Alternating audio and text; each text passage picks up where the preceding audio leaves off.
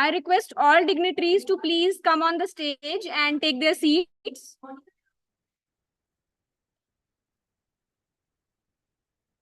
I invite Dr. Sandeep Kumar, Secretary ICERT, Dr. Kiran Angra, Principal M.D.S.D College, Convener Dr. Anuradha, Guest of Honor Professor Aruna Anchal, Director and Head Research and Publications Division ICERT and Head Department of Education, Baba Mastnath University Rohtak, Dr. Simran Mehta, Director and Head Chief Executive Officer, Core Committee ICERT. Our Chief Guest Professor Rajinder Uppal, MTC Global Chair Professor, Banking and Finance, Indian Institute of Finance, New Delhi, and Principal BFCMT, Bhatinda, to please come on the stage and take their seats.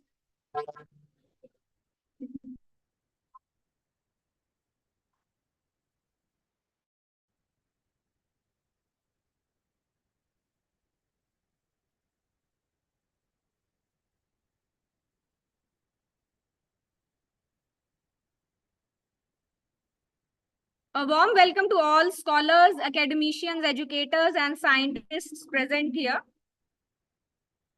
Today we have gathered here for a one-day international multidisciplinary conference in recent advances in science and engineering, humanities, social sciences towards sustainability. This conference is organized on the International Day of Women and Girls in Science. Now I invite all dignitaries to please come forward for the lamp lighting ceremony.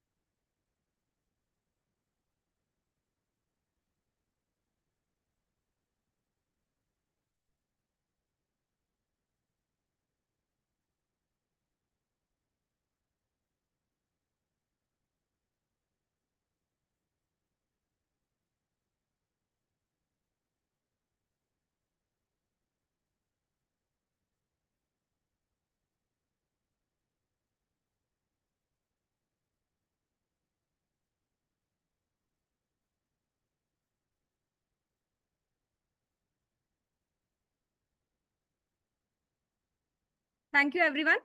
I invite Dr. Ujjwal, Assistant Professor, Department of Music. I invite all dignitaries to please come on the stage and have their seats.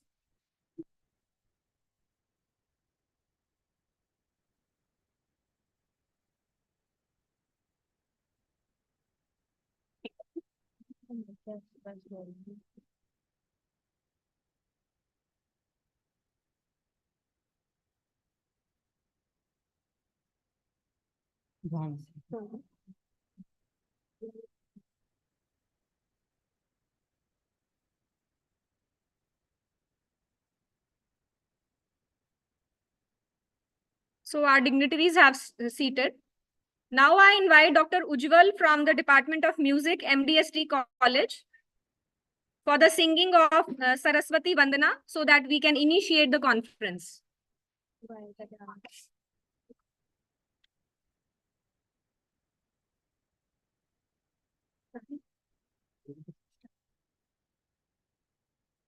Thank you Monika ma'am.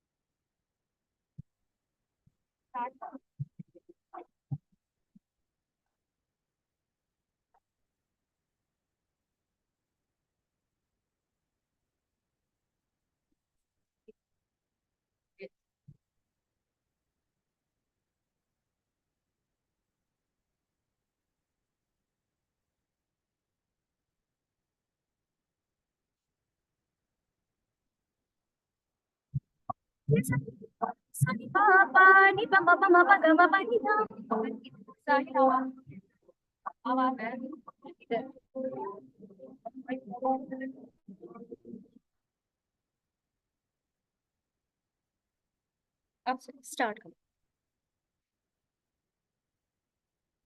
Hello hello. हाँ जी start.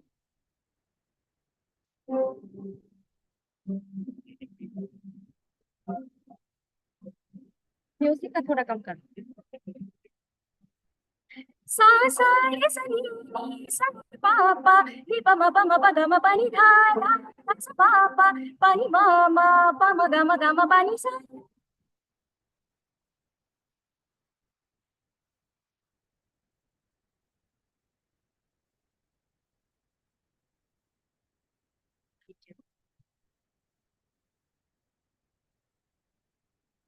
माँ सरस्वती शारदे, माँ सरस्वती शारदे,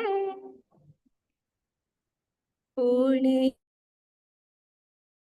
धन से, पूर्ण इस अज्ञान उधन से, वीणा तार दे, तार दे, माँ सरस्वती शारदे, माँ सरस्वती शारदे।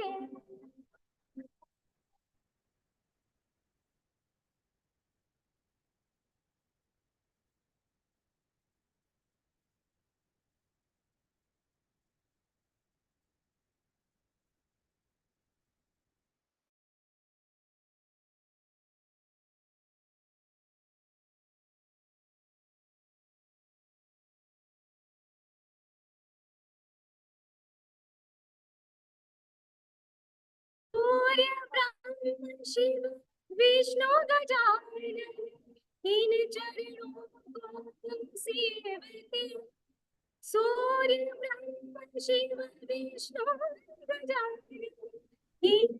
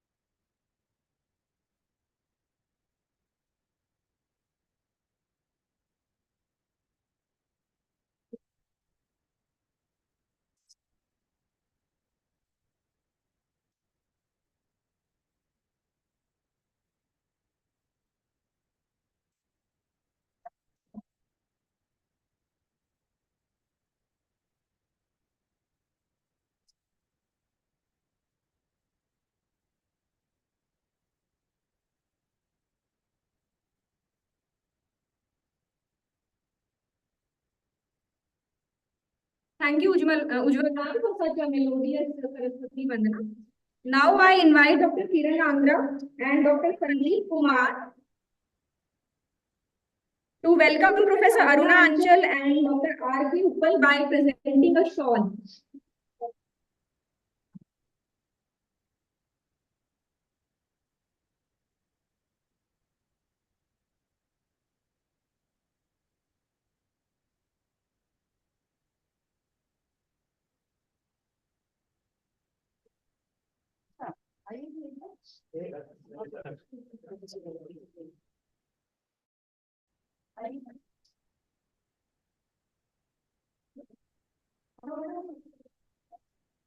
Welcome, teacher.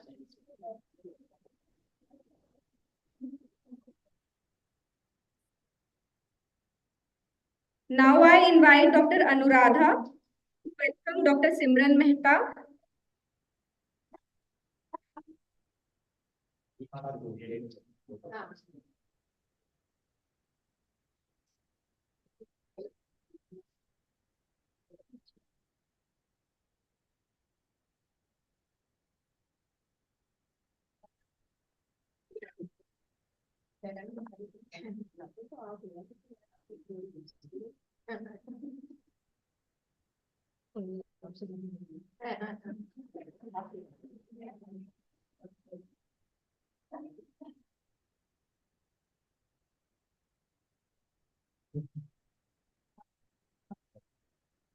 I invite Dr. Anuradha to welcome Dr. Simran Mehta with a shawl.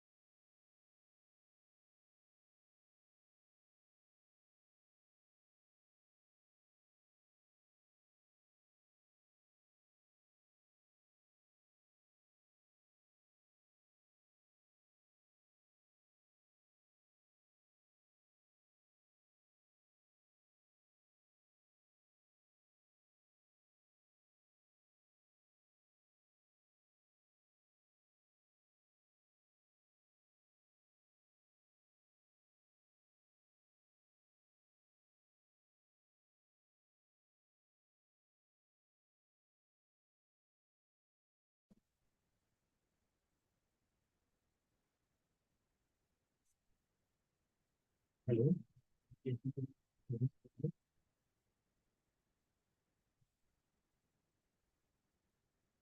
Yeah. Now you are audible. Hello. Good morning to everyone. This is, I hope it's my duty now to tell the participants on the online because There is a social social turmoil, and as such, the whole internet connections have been blocked. In the region, we are holding this conference, and even then, the M.D.S.D college and the team of ICERT has worked very hard so that we could interact with each other today morning and in the afternoon sessions. So I wish all the people who have crossed those barriers and who have come to this conference, they need an applause for themselves. I really applaud for all of you to be present here. So I welcome you all to this one-day international multidisciplinary conference on recent advances in science and engineering, humanities and social sciences towards sustainability, which is the need of the hour, not our country, but the global requirement is now there. The question is of sustainability. And we are very fortunate to organize this conference on the day which has been designated by UN as an International Day of Women and Girls in Science. I am again very much proud and to announce that we are able to hold this conference, to organize this conference in collaboration with International Council of Education, Research and Training. So this conference will probably bring us together, the whole academicians across the globe, representing multidisciplinary and diverse group of teachers, scholars, researchers, scientists, and technical experts. You can very well understand when this area, which is round about 100 kilometers around this Ambala, is not having any internet connection. We have tried to connect this area with the Wi-Fi connection. You can understand how the technology works and how we have come to this platform. So I really feel your inputs will surely improve this outputs. I feel proud to welcome the chief guest of today's inaugural session, Dr. Abraham Mackey, Director International Relations and Strategic Partnership, Tabor University, Ethiopia. I'll beg your excuse, sir, if I could not pronounce your university in the right way. So to me, it looks like that. I proudly welcome the honorable chief guest of the evening, which is with us now, Mr. Rajendra Kumar Uppalji, who is a professor emeritus, and he's a principal BFCMT Batinda, Punjab. No doubt, you are MTC Global Chair Professor. You have banking and finance. You are a research professor, of course, and sir, your presence himself radiates the waves which makes the participants to be vibrant. And we are very fortunate. All social immobility has make you to join early with us, and you will be with us throughout the day. Though we was thinking you in the valedictory event, but you are here. We welcome you, sir, with a full heart. I welcome our esteemed guest of honors of the inaugural session, Dr. Aruna Anchal. She has rightly said that her name can be taken as Arunachal, which is one of the very strategic state of India nowadays. Ma'am, we welcome you here. She is Director and Head, Research and Publication Division, ICERT. Professionally, she is working as a Dean and Head of Education Department at Baba Mastnath University, Rohtak. And she has come all the way in spite of all this. Ma'am, we feel you are a brave woman to cross all the hurdles and reaching over here.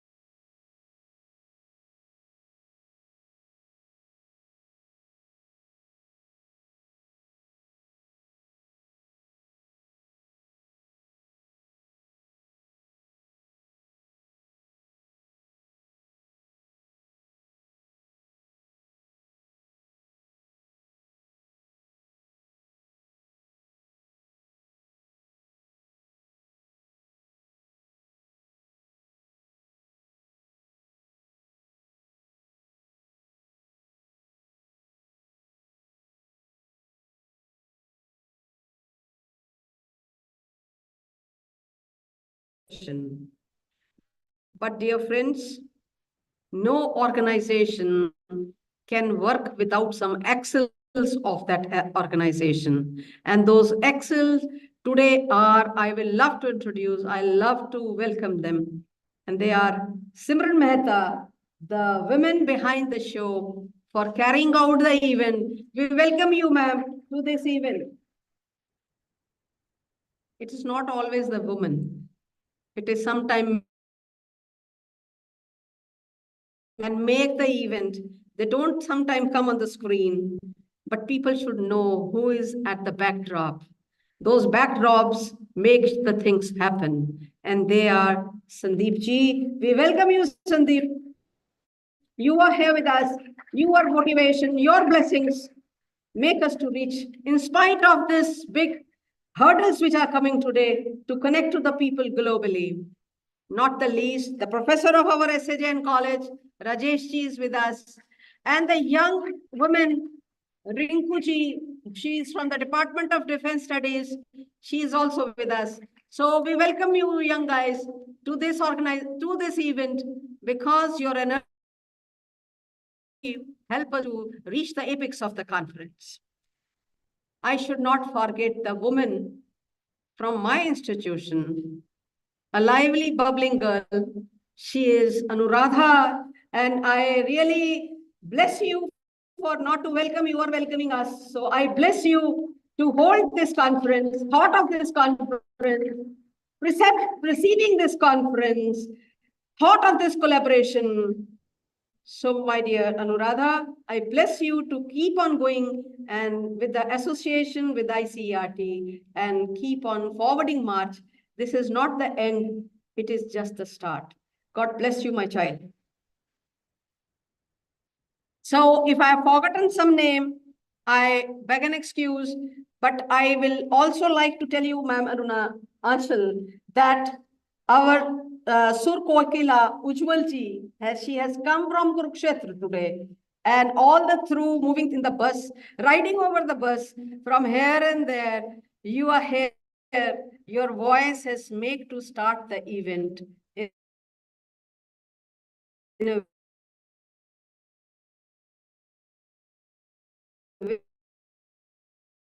very spiritually. I'm thankful to you too.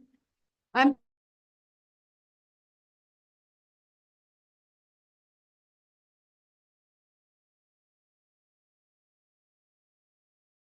presence always makes a happy to us.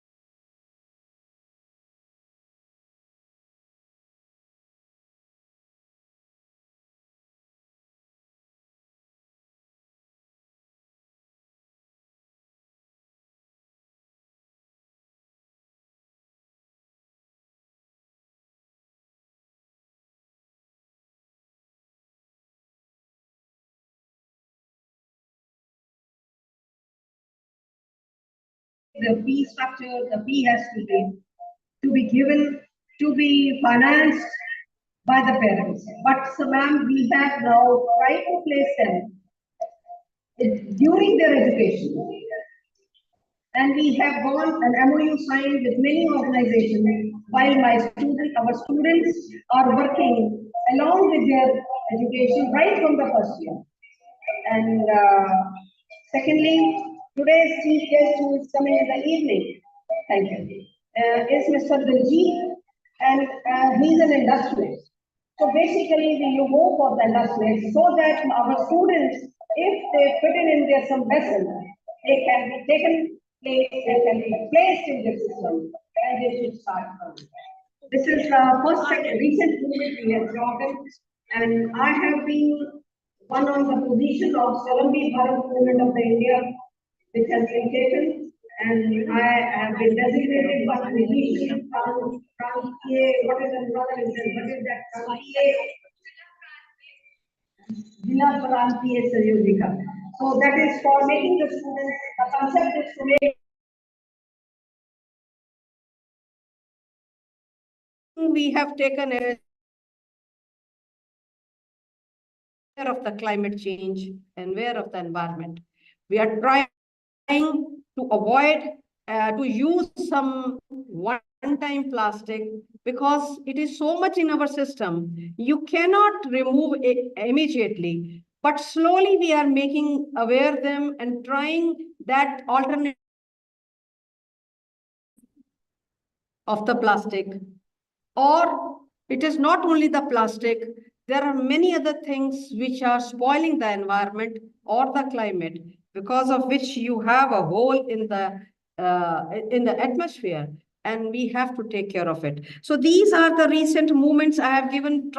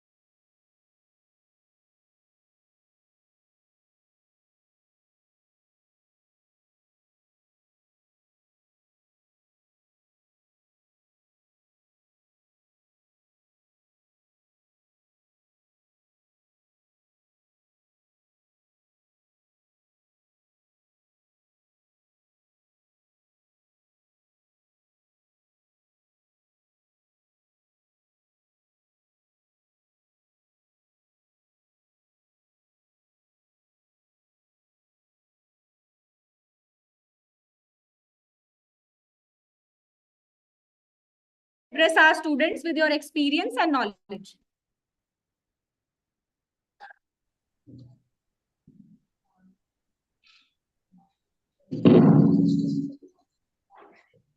A very good morning to all of you.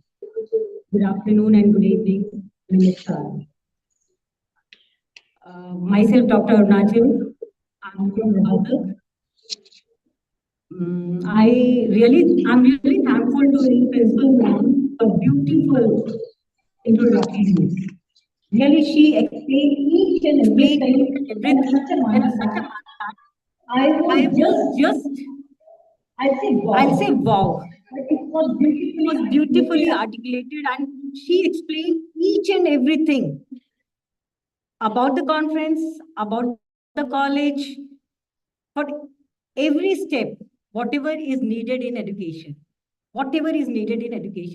especially for the skill education for the children. It is really wonderful. And I feel, and I'm also privileged to be here. And I feel I'm not having a, how she explained each and everything in a welcome note. Though today we are having a conference on the topic recent transformation, advancement in education, science and technology, each and everything. And one more thing, today we are celebrating UN Day for women and girls in science. So in today's conference, we'll be discussing and we'll be grinding the things, how the recent transformation is taking place, how it is moving forward, and what are the things needed today. How can we say the transformation? What is transformation? So each and everything will be taking out the points and hopefully will work for this. Today, the young children, the young ones, they should know what do we need, what the nation need, how can we can stand at the top about means globally in the world. How can we stand? So we have to work on it. I request all the children, all the youngsters to work on this. Though we are having, we have gone through that Corona time also. During that period, we learn about the technology. That technology made us so compact that we were able to captured in a room only. But those transformation and advancement taught us how to, means we all got literate by technology. Now we know each and everything. If I talk about the STEM learning, if I talk about the hybrid learning, blended mode learning, educom, many more things we will learn today. Though we know everything, if we talk about the research, as ma'am told ki, here, most of the teachers have published their paper in a Scopus, Web of Science, and very reputed journals. For that, we needed. It's need of a time also. So today we'll be discussing about those transformation, how we can move. They were not SPSS system, or you can say we were not having anything on our hands. We had to go to the libraries. We had to go write down with the hands. I remember my stats work. I did it manually, but today we have everything. This is transformation. This transformation, but in our time they were not plagiarism. They were not. We never used to do the plagiarism, but today we are having that plagiarism. Why that is needed? Because we have started the copying and pasting also. So we have to come out from that part also. So that transformation is needed so that we can be skill orientated. We can have our intelligence. We can use those knowledge. We can impart that knowledge each and every. So we today we will be discussing about each and everything. I won't take much time as we have many speakers. I think we have more than 200 speakers today. Presentation we are having online also. And more than 500 people have joined this conference globally. So I thank and I welcome each and everyone on behalf of my ICERT team. I thank Principal Ma'am, my secretary, our team secretary, Dr. Sandeep, my friend also, Dr. Simran, Rinku is also here. So many more are there. I welcome each and everyone on behalf of ICERT. Thank you. Thank you very much. Jai Hind, Jai Bharat.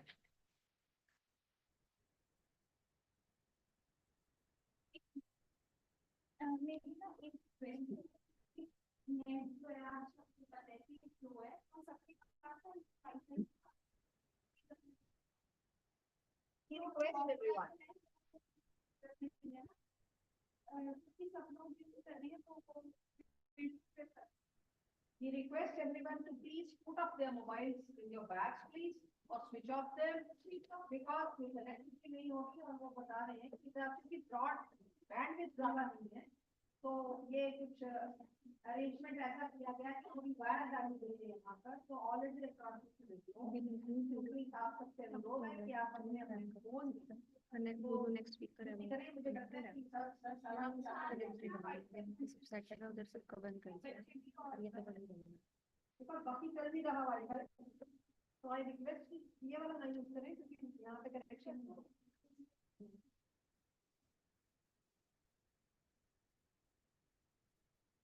So now in the inaugural session, we have two keynote speakers.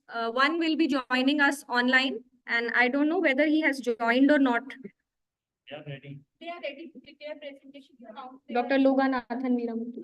Is he ready? Yeah. Read their profile and verify. So we have two keynote speakers. Dr. Loganathan Veeramuthu. He will be delivering his address online. And another keynote speaker, Dr. Manisha D. Bhagoji. She is sitting among us. Okay, she will also join online.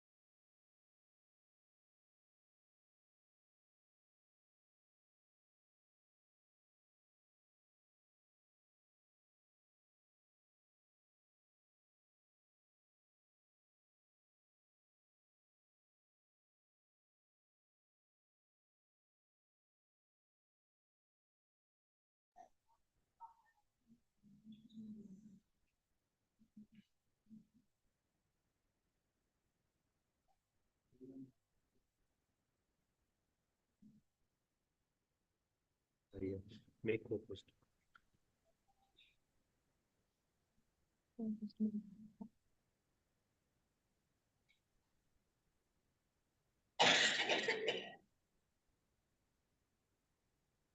So Dr. Loganathan Veeramuthu, he is a postdoctoral researcher in Institute of Organic and Polymer Materials Research and Development Center of Smart Textile Technology in National Taipei University of Technology, Taipei, Taiwan.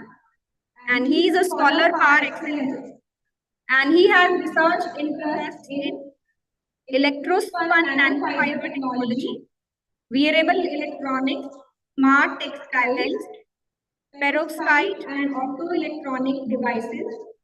And he has won many awards and honors. Like he received Best Student Award from Ramakrishna Mission Vivekanand College in the year 2015. And he won the award for excellence in research for the outstanding research performance in year 2020.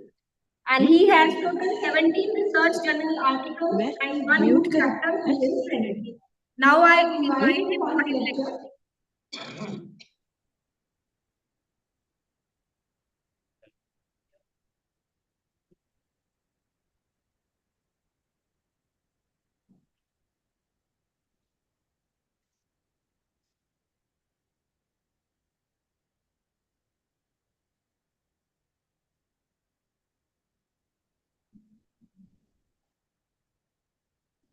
Due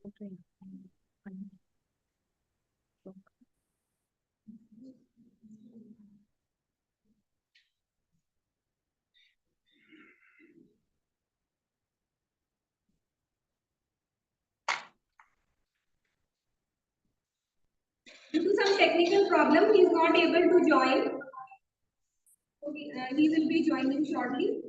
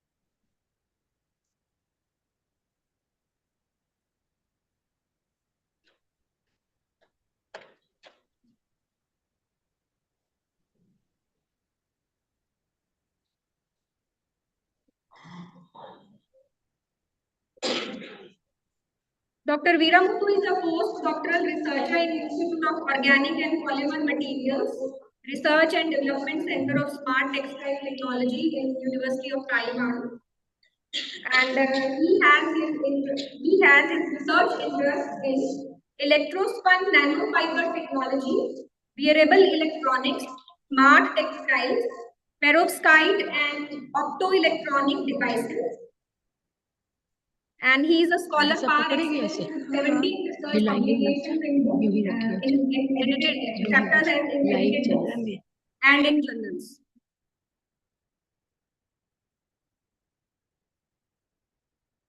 Veeramuthu sir, are you able to hear me? Yes, yes, yes. I'm audible. Am I audible? So kindly proceed with your presentation. Yeah. Kindly Do proceed you with have your my slides? I try to share my screen. Give me a minute because I think I have already shared my presentation to the organization team. I think. Do you have my presentation with you?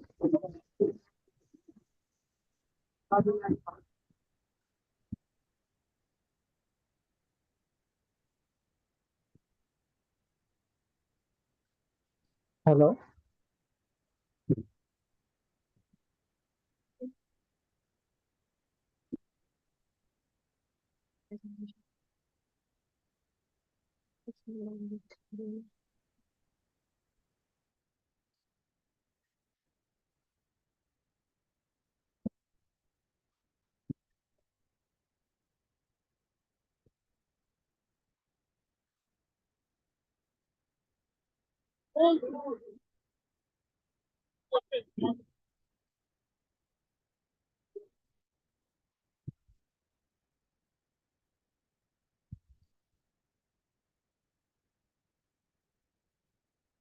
So, could anyone please make sure whether my screen is visible?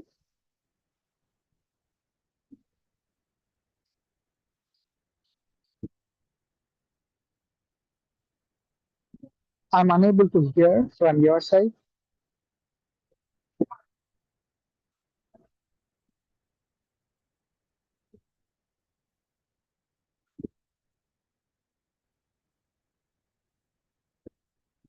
Yes, I got it. I got it. Okay, okay, okay. Yeah. So I'd like to introduce my research here. Sorry for the inconvenience because I felt I'm on my holiday, so I'm not able to handle with my laptop. So I just used my iPhone to connect with you people today. Sorry for the inconvenience. I believe that all my screen is visible to you, and I try to proceed my presentation here. And today our topic is about innovative designs for sustainable green material based smart technology. And myself, Dr. Loganathan Veeramuthu, and I want to thank all the organizing team members who have paid keen interest in inviting me, and wish I believe that you people will get some knowledge about what is sustainability and how we can address those issues.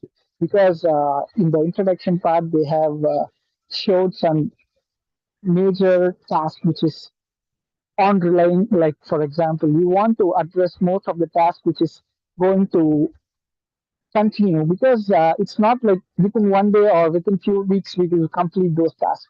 It needs arduous efforts. You need some sustainable efforts, right? You need to pay more attention on it. So first of all, yeah, we should think about what kind of design we have to implement if we want some sustainable products. For example, during COVID, we are very well aware that we used a lot of masks, and most of them are single time use. So we just use for one day and we just dispose them, and not even disposing it in a proper way. So that is going to create a lot of mishaps in our environment, right? So before getting into all those aspects, I just want to introduce where I am located at present. This is Taiwan map. Here you can see in the slide number 2, where I have highlighted the geographical location where it is located. And I'm on the northernmost part of this country, capital city called Taipei. And this is the tallest building. Here you can see one tallest building there, which is 101, which is having 101 floors. So, and the other one, the picture depicts that this is our university, National Taipei University of Technology, is the main entrance. Now I'll directly dive into my topic. Here you can see I have highlighted the importance of skin. Why I want to relate our skin to our wearable technology or sustainable electronics, because we should know that whatever we are implementing in technology is based on some natural products. For example, from natural phenomenon. Okay, so yeah, there are a few examples in the slide 4. You can see we have utilized many different kind of natural nature inspired structures. For example, you want some better anti-wettability or super hydrophobicity, then where we locate at? Okay, we like to locate our micromorphological structures or nanomorphological structures or hierarchical structures by implementing both nano as well as microstructures in it. And especially if you see a lot of sensors are available in the market, but the problem is their rigidity. And even if you want to track your records, for example, you are using your smart devices. At present, we are able to see a lot of smart devices in the market, but all those smart devices are composed of some components, and most of the components are rigid materials, and most of them we use some thermoset polymers, and we always want some sustainable products. For that we need to process, we can reprocess the material, for example some thermoplastic materials, and we are able to use some processability, reprocessability. According to the green chemistry aspects, we should know that single material, we can implement multifunctionality into a single product, then we will avoid some other excessive waste into the environment, right? For example, in this case, you can see butterfly. We take inspiration from butterfly, okay? So, for example, you want some dyes, and most of the dyes, we just rely on some chromophoric groups. So chromophore groups are something like you just imagine, if you are not from chemistry background, you just imagine there are some functional groups, okay, that can emit, they can absorb and emit the light at particular wavelengths, so that you can achieve some colors into your structures, right? But this is not chemical structures. We are not going to focus on chemical functionalities. We just going to try to tune our structures so that it can reflect the colors. Okay, so upon sunlight, your material can reflect at particular wavelength so that you can harvest the colors, distinct colors. So these are all the examples of nature inspired structures. And even for artificial photosynthesis, we know that we are planting many new products. Okay, for example, if you want some afforestation to be done into the environment, then we have to locate many different geographical location, and we have to take care of those things. Okay, so but that is also a good aspect. But the problem is many of us are not focusing on those aspects. We don't pay much attention on afforestation, and due to the advancement, especially in terms of population, there are a lot of pollutions, right? So in order to avoid those kind of pollution, we also mimic photosynthesis by artificial methods, for example, some photoelectrocatalysis. So those who work on those aspects, they are willing to do some value-based chemicals. Okay, they just utilize some natural resources. For example, your CO2 or water or something like what are all the byproducts we get some waste. We can try to make them, upscale them, and get some value-added products. For example, in textile industry, we are very well aware of how the technology have developed in terms of textiles too. Okay, we just utilize some natural fiber-based material, and then gradually we know how to weave and we know how to form some sustainable yarns, but still we need some aesthetic property. Okay, you need to tune all the properties into one material. It is quite challenging task. So what we can do is, okay, now due to the advancement in technology, we are able to facilitate many different properties. Okay, we are able to achieve better properties in our garments. For example, you want some sportswear, then we have to think about breathability, moisture permeability, and your sweat has to get perspired from your body. So we work on many different aspects, right? And especially for aesthetic appearance, for party wear, then we have to think about some dye molecules, sustainable dye molecules. And even for during COVID pandemic situation, what we do, we utilize some fiber materials. Mask is made of what? If you open and you just dissect them and you get to know there are a lot of layers inside, maybe 3 or 5 layers, or maybe more than that. Okay, so why do you need that kind of fibers? Random fibers, but to random fibers, they are not aligned. Okay, why the random fibers are quite important? In this slide, you can see. Okay, they are composed of many different layers of random fibers. So if you are going to sneeze, then because we know that COVID virus molecules can transform from one place to other place, they can transit. Okay, they are like our human. Okay, if we want to transform from one place to one place, we take vehicle. The same way they transfer their molecules via air. Okay, if you're going to speak, it's going to communicate to the other person virtually. Okay, you just imagine it's very simple way. So how to avoid those aerosol particles not to move from one part to the other part? You need some hindrance. You need to absorb those aerosol particles. Then we need some antiviral property or antibacterial property in it.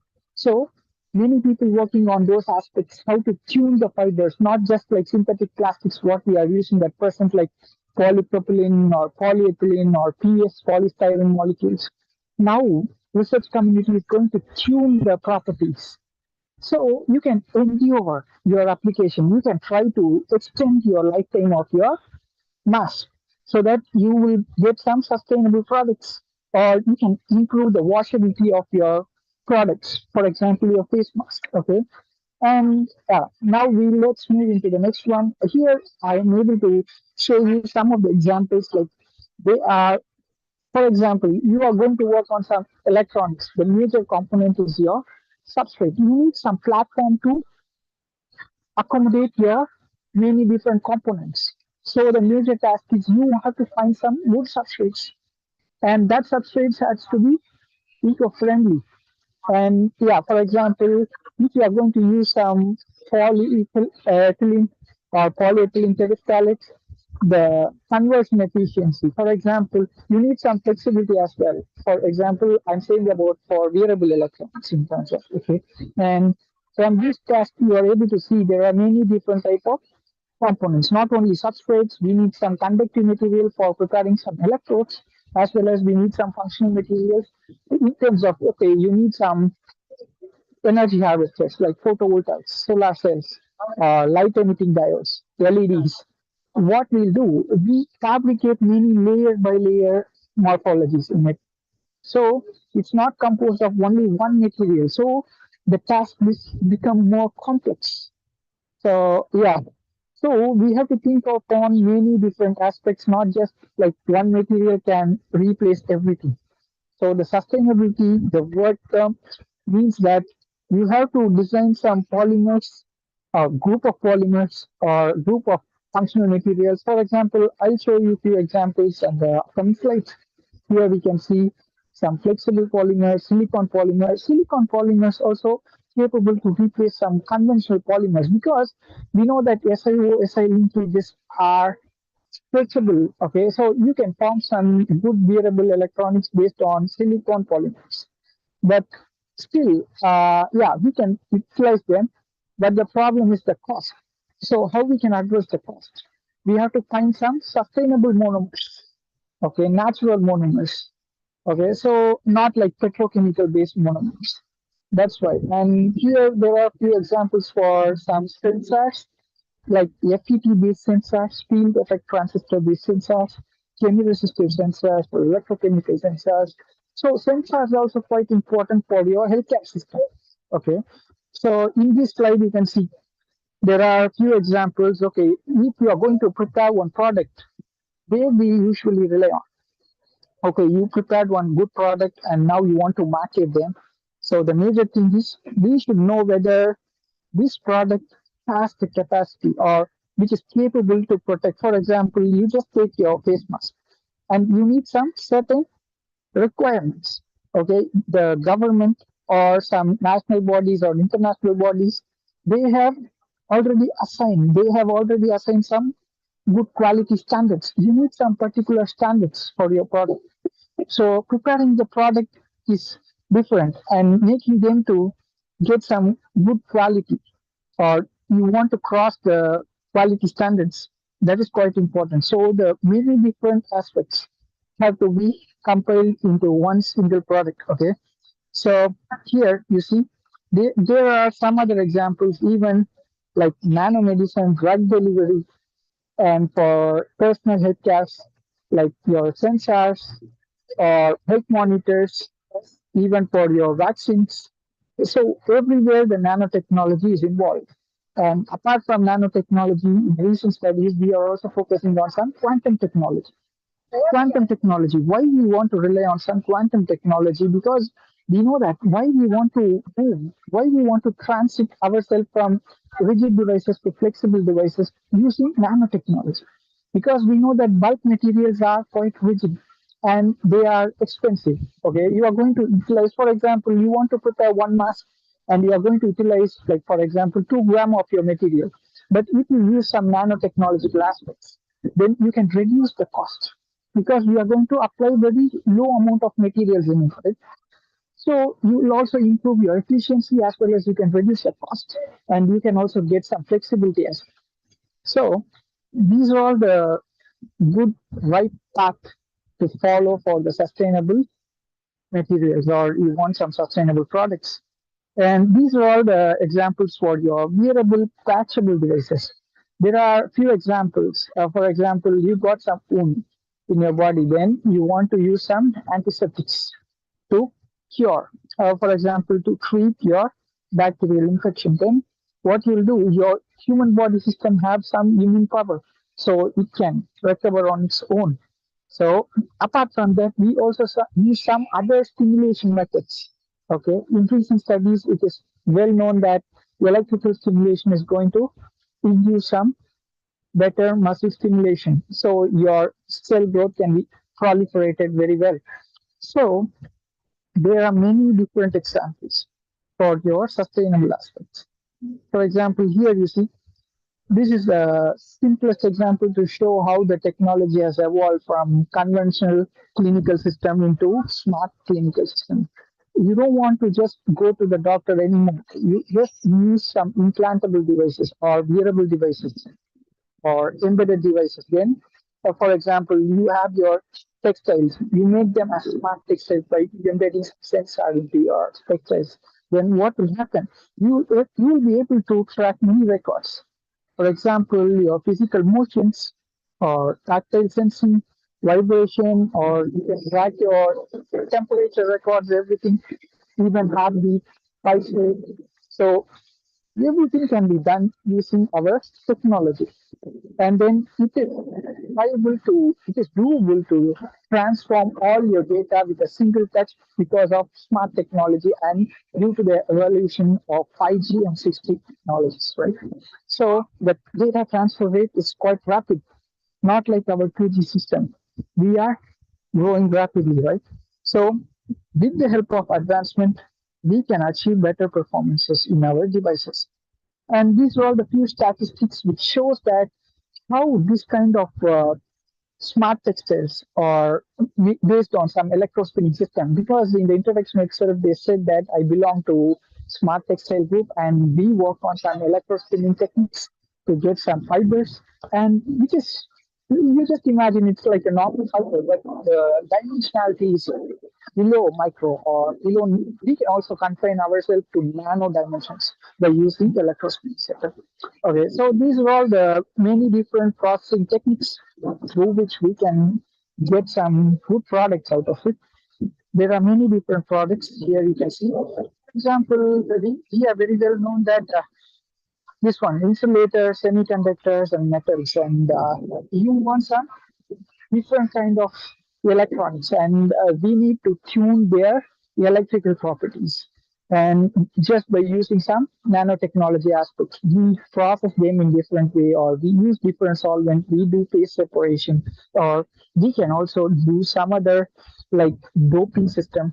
Okay, so with the help of some dopants, we can tune their structures, and with the help of tuning the structures, we'll harvest better different electrical, magnetic property, optical properties, everything we can tune wisely. Okay, so yeah, from this slide you can see that in the middle portion you are able to see there is some crystal lattice structure, which is nothing but, you just imagine, if you are not belonging to electrical chemistry or chemistry or physics, you just imagine this is a simple crystal structure, and this kind of crystals we can tune their atoms. For example, any crystals are composed of atoms, right? We can tune the atoms, we can tune their defect states, so that we can harvest many different properties. So a single material, but you can tune their composition, you can tune their structure. So there are a lot of progress how to structures to 2D layer structures, sheet structures, or like fiber structures, like 1D fibers. So this is another example where we can see how the MXC structures are made. This is another example like what I have introduced you in the video in the past, like how we how same way we can also prepare some other material like this one, which is like 2D structures, and we call it as MXC. MXing, and MXing is nothing but M belongs to metal, and Xing will look like your in means, you know, that it's made like double bond structures in our chemistry aspects. Okay, so we are able to get many different kind of MXing, and even in perovskite there is not only one perovskite, there are hundred of perovskites, 100 types of perovskites. Okay, the same way now here in this slide you can see how they can process the graphene materials into quantum structures by many different processes. For example, everyone is very well aware of something called hydrothermal, solvothermal, microwave synthesis, mechanical exfoliation, laser-assisted synthesis, flash pyrolysis, microplasma. So, yeah, if we are going to do some research, then we have to know some market trend. And in order to get some sustainable product, we need to get some sustainable knowledge. For example, you want some good polymers and you want to adjust their mechanical strength, as well as you want some good, for example, you want some self-healability, then you can better get some good mechanical property, as well as you enhance your lifetime, right? So getting the better lifetime properties in your device will promote the sustainability. For example, in this case, there are many different ways to compare fibers too. So here, ranging from your melt blowing, glow spinning, laser assisted melt blowing, microfluidic electrospinning, there are many ways to synthesize your fibers. And these are all the materials available in the market, synthetic polymers. Okay, so we need some properties, specific property for specific application.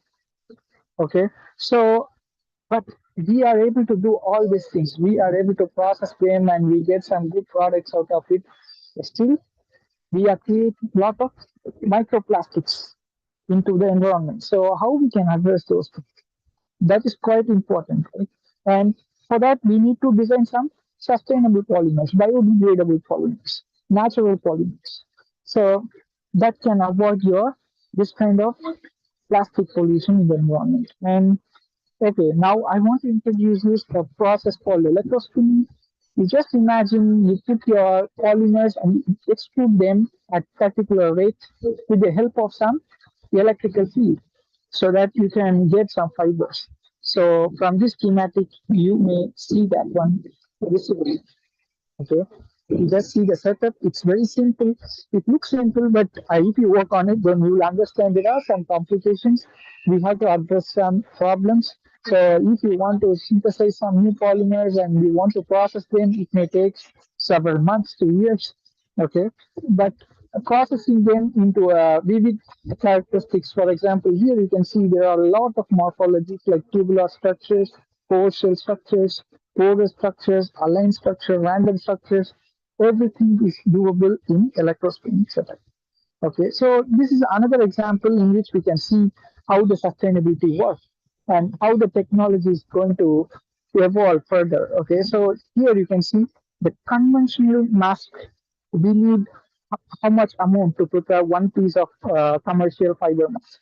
We need 0.72 grams of fibers, polymeric materials to prepare a mask.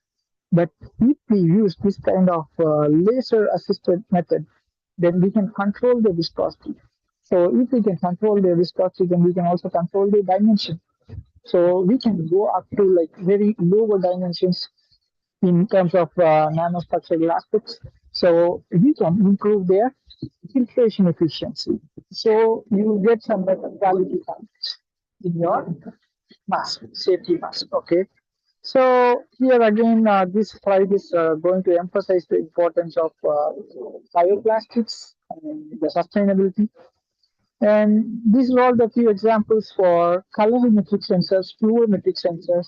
Because I have shown you there are many different kind of sensors, but you need some electrical input.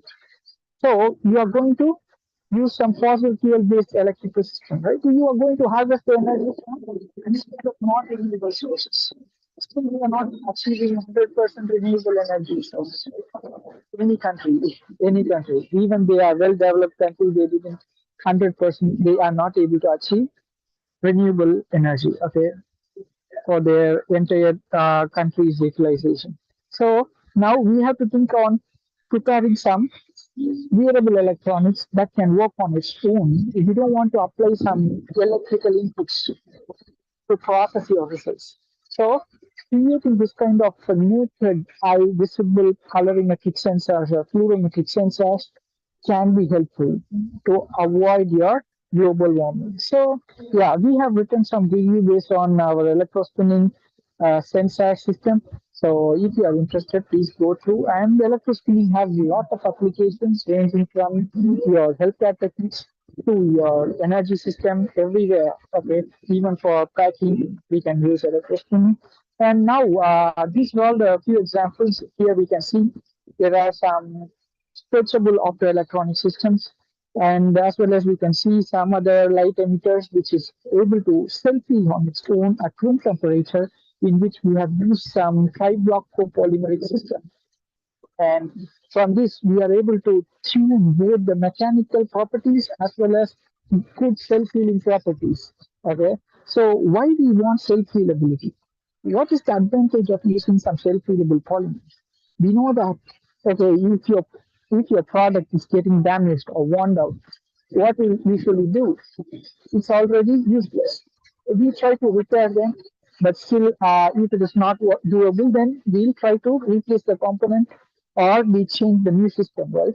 So Now, we think upon how we can repair our system without applying any inputs. Okay, so just at room temperature, even under sub-zero degree temperature, still the polymers can heal on its own. So this is quite important. So we can get some better properties as well as we can improve it. So it is also make your device sustainable. So apart from this one, we can also think about heat monitors, for which we always depend on 4 or 5 different kind of mechanisms, and most of them like piezoresistive and there are capacitive sensors and other distributed. But now at present, we are also focused on self-control systems. We don't want to apply any electrical input, so we just utilize our life. It saves we don't want to apply these electrical. So we also work on those aspects, and here there are two examples for your reflection shift sensors. That means it can work visibly. So once training your body, it can change the color visibly so that you can track the health records visibly. And these are all the few examples for your piezoresistive sensors and capacitive sensors. And okay, now if you are interested, please refer this article. This is open access. Anyone can read. It's open to everywhere. Okay, it's not like only certain institutions can use under subject. This is open access article. So please read if you are interested sensors, especially some self-powered sensors. And there are many different kind of self-powered sensors, and they work on some series called hydroelectric series, which is usually driven by choosing their surface charges. Surface charges. With the surface charges, we can we have a very good gap between these two. The, the electrical transmission will be better. You can mechanically transduce the, yeah, upon different mechanical transduction, you will get some electricity. Okay. The same way, here there are a few other examples, and this one we published like 4 or 5 years back. And this is smart textiles based sensors. And again, we published based on some perovskite fillers. And still, perovskite have some problems. For example, they have certain toxicity because of heavy metal atoms inside their costumes. So now we try to reduce their toxicity by replacing with some other elements. So now upon doing this kind of wearable sensors, now we are able to track many different health records without any electrical input. So again, here you can see there are two other examples in which we address the toxicity issue completely just by structural modifications. Okay? And in which we have compared conventional with spun microstructures against nanofiber structure, especially some reinforced structures. Okay, so after doing this kind of approach, we are able to see some consistent health records. Okay, so it works better than conventional structures.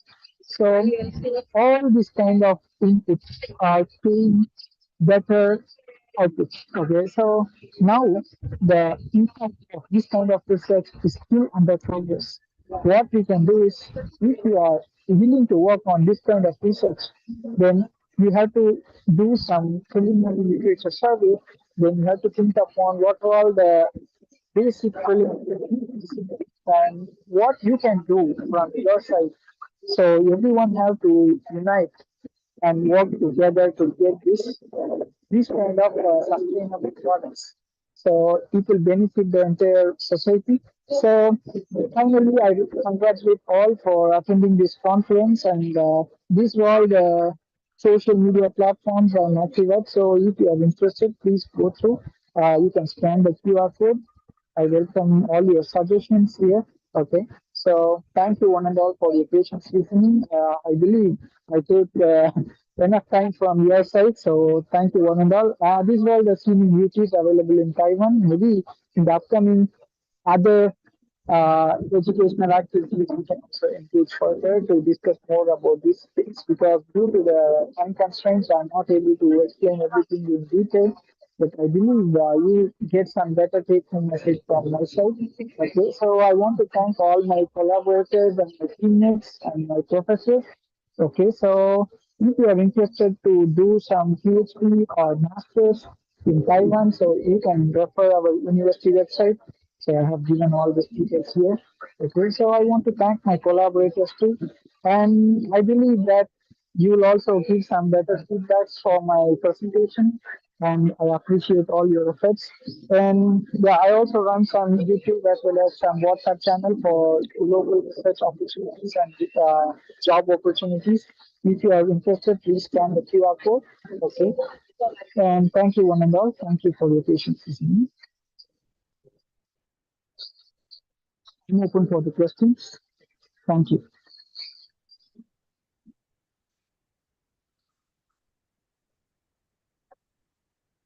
If anyone of the online audience want to ask any question, then they may leave the question in the chat box.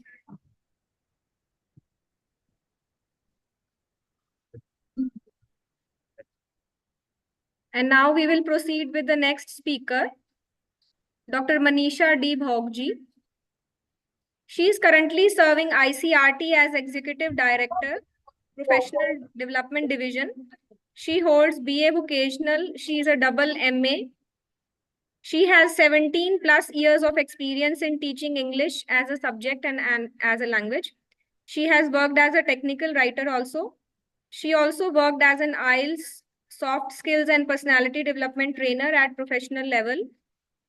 Besides academics, she is actively involved in training on personality development, soft skills, and honing the interview skills of the candidates. She is member at various professional bodies and honored with several prestigious awards. Okay, Ma'am, are you Mama, able to listen me? Yes, ma'am, you're audible. Let me know if I'm audible to you. Yes, you are audible. Proceed with your presentation. Thank you very much for your lovely introduction. I would really love to start my presentation, but seeing a lot of messages in the chat box, I don't think so the participants would be happy or they would be waiting for my presentation.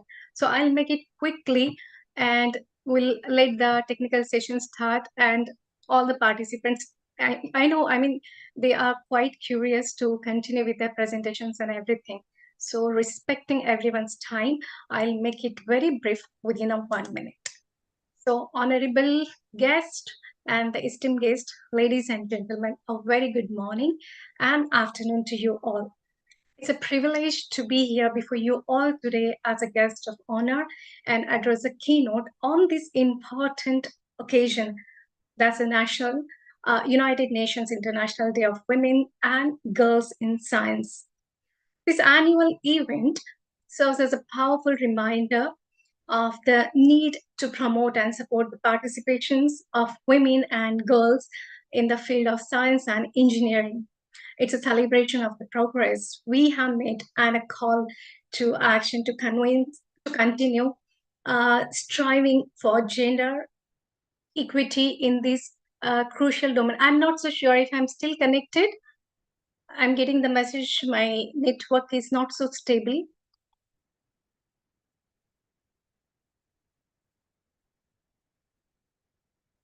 Hello? Pardon, ma'am? Am I still connected? Okay, okay. I just thought I'm disconnected because it showed me I'm disconnected. No, ma'am, you are visible and audible also. You can proceed. Fine. Okay, so as we celebrate this International Day of Women and Girls in Science, let us commit ourselves. Hello, Madam. Hello, Madam Chairman. Hello. Can you hear me? Sir, we can hear you. Okay, Sir, we can proceed with your lecture only after 5 minutes. After madam will complete. Because due to okay, some technical issues, we were not able to be on time. So after 5 minutes, we will be proceed with your lecture. So kindly bear with us, sir. Okay. Okay, so as we celebrate the International Day of Women and Girls in Science, let us commit ourselves to promoting and supporting the participation of women and I've been muted.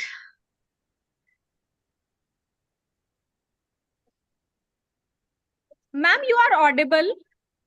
Okay, somebody has muted me. No, but we can hear you. Okay, fine. So let us recognize that gender equality is not only a matter of social justice, but also the prerequisite for sustainable development. I know today's conference is about the recent advancement and everybody is focusing on that point, but we should not forget that the occasion is like, it is the day, it is a celebration of women's progress in science and their contribution that we shouldn't be forgetting about that. And that's why this is a major issue that our society, it is not only limited to particular one country, but it's the entire world. We are facing with the same issue, that is the gender discrimination. So we should remember that gender equality is not only a matter of social justice, but also it's a prerequisite for sustainable development. By harnessing the power of scientific advancement and integrating the humanities and social sciences, we can create a future that is more just, more equitable, and more sustainable for all. With this, I raise my keynote address and leave my pointer as a food for your thoughts, and your wisdom and maturity will decide the approach towards these social concerns. Well, I know I haven't given so many pointers.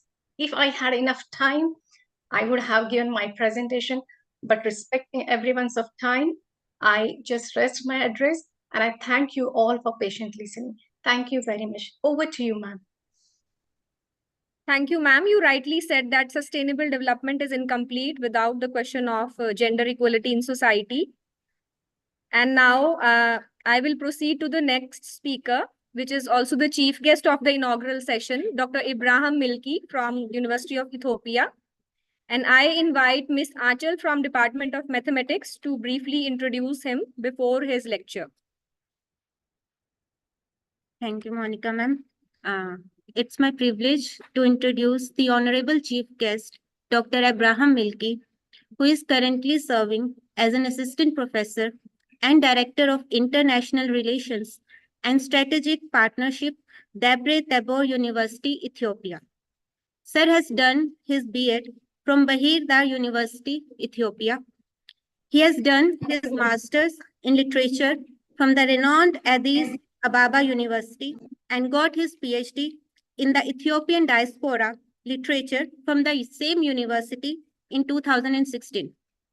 Sir is a distinguished personality in the field of literature and has a number of research papers in well-known and reputed journals. Sir, it's our privilege to have you among us, even though virtually. Now I invite you for your address. Over to you, sir.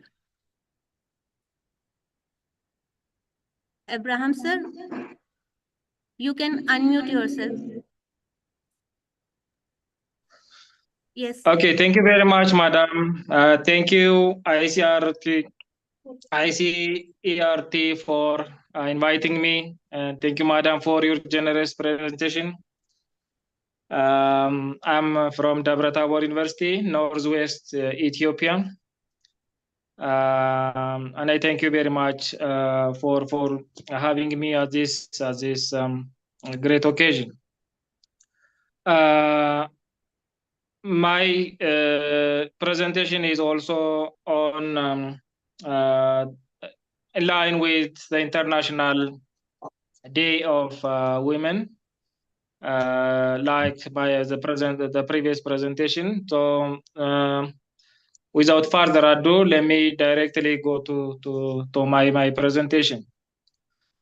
Ladies and gentlemen, esteemed colleagues, distinguished guests, and luminaries of science and humanities from across the globe, it's with profound respect and boundless humility and enthusiasm that I stand before you here today, though virtually. I believe that we gather here and now, both virtually and physically, for the United Nations International Day of Women and Girls in Science. United by a common purpose, I believe that we gather to celebrate and catalyze the contributions of women to the expansion of human knowledge and to our shared quest for its sustainability. Ladies and gentlemen, the contribution of women for sustainable existence of the human race goes back to the origin of humanity itself. Science today discovered that everyone on earth is mothered by a single Black woman. Science is capable of tracing this today. Everyone on earth, it is possible for science to trace that everyone on earth has a genetic element from a single Black woman who used to live in East African savanna land some 200,000 years ago. So the contribution of women is not only in science and humanities, but also in forming the founding population of the human race. You can go to the front page of the New York Times, the Newsweek, and the Time. We are all mothered by a single Black woman who used to live some 200,000 years ago. In the eloquent words of Maria Curie, the first woman to win the Nobel Prize and the only one to win 2 Nobel Prizes for science in 2 different science serves, in 2 different science sectors, said the following, quote, "Am I audible, madam?" Yes, sir, you are audible. Okay. I'm quoting Maria Curie, and quote, "Nothing in life is to be feared," she said. "It is only to be understood. Now is the time to understand more so that we fear less," unquote. So the world has witnessed such kind of brave women who contributed a lot for science, engineering, and mathematics. Her words echo through the ages, a loud and clear call for the pursuit of knowledge and the banishment of ignorance. And they serve as our guiding light today as we explore the theme of recent advances in science, engineering, humanities, social science towards sustainability. We Ethiopians, for example, are celebrating the Adwa Victory Month in February. It's a victory when Ethiopians defeated the Italian invaders and sustainably defend imperialism and colonialism at the place called Adwa. It's a very critical victory because the world learned a lesson that a white army can be defeated by a Black army, where all African nations began to revolt and avoid colonialism. The Battle of Adwa was designed and primarily orchestrated by our empress, by the name Taitu. So Ethiopians know the role of women even in the battlefield, not only in science, engineering, technology, and mathematics. So women are in Ethiopia the very respected section of the society. As we all know, the journey begins at the confluence. Our journey, the journey of humanity, began at the confluence of science and engineering, where innovation is born from the vessel of curiosity and necessity. However, women have long been the unacknowledged section of our society. Their contribution often overshadowed by the towering figures of their male counterparts. Yet, in this shadow of patriarchy, a male-dominated world, women have preserved their brilliance, which shines in every corner of the world, and thus remained undimmed. The contribution of Ada Lovelace, the world's first computer programmer, whose visionary understanding of computing in the 19th century laid the groundwork for the digital revolution that shapes our lives today. Her legacy reminds us that the future is not predestined, but forged by the minds and the hands of those who are courageous enough to dream and actualize it. In the field of sustainability, women scientists and engineers are leading the charges towards greener and more resilient future.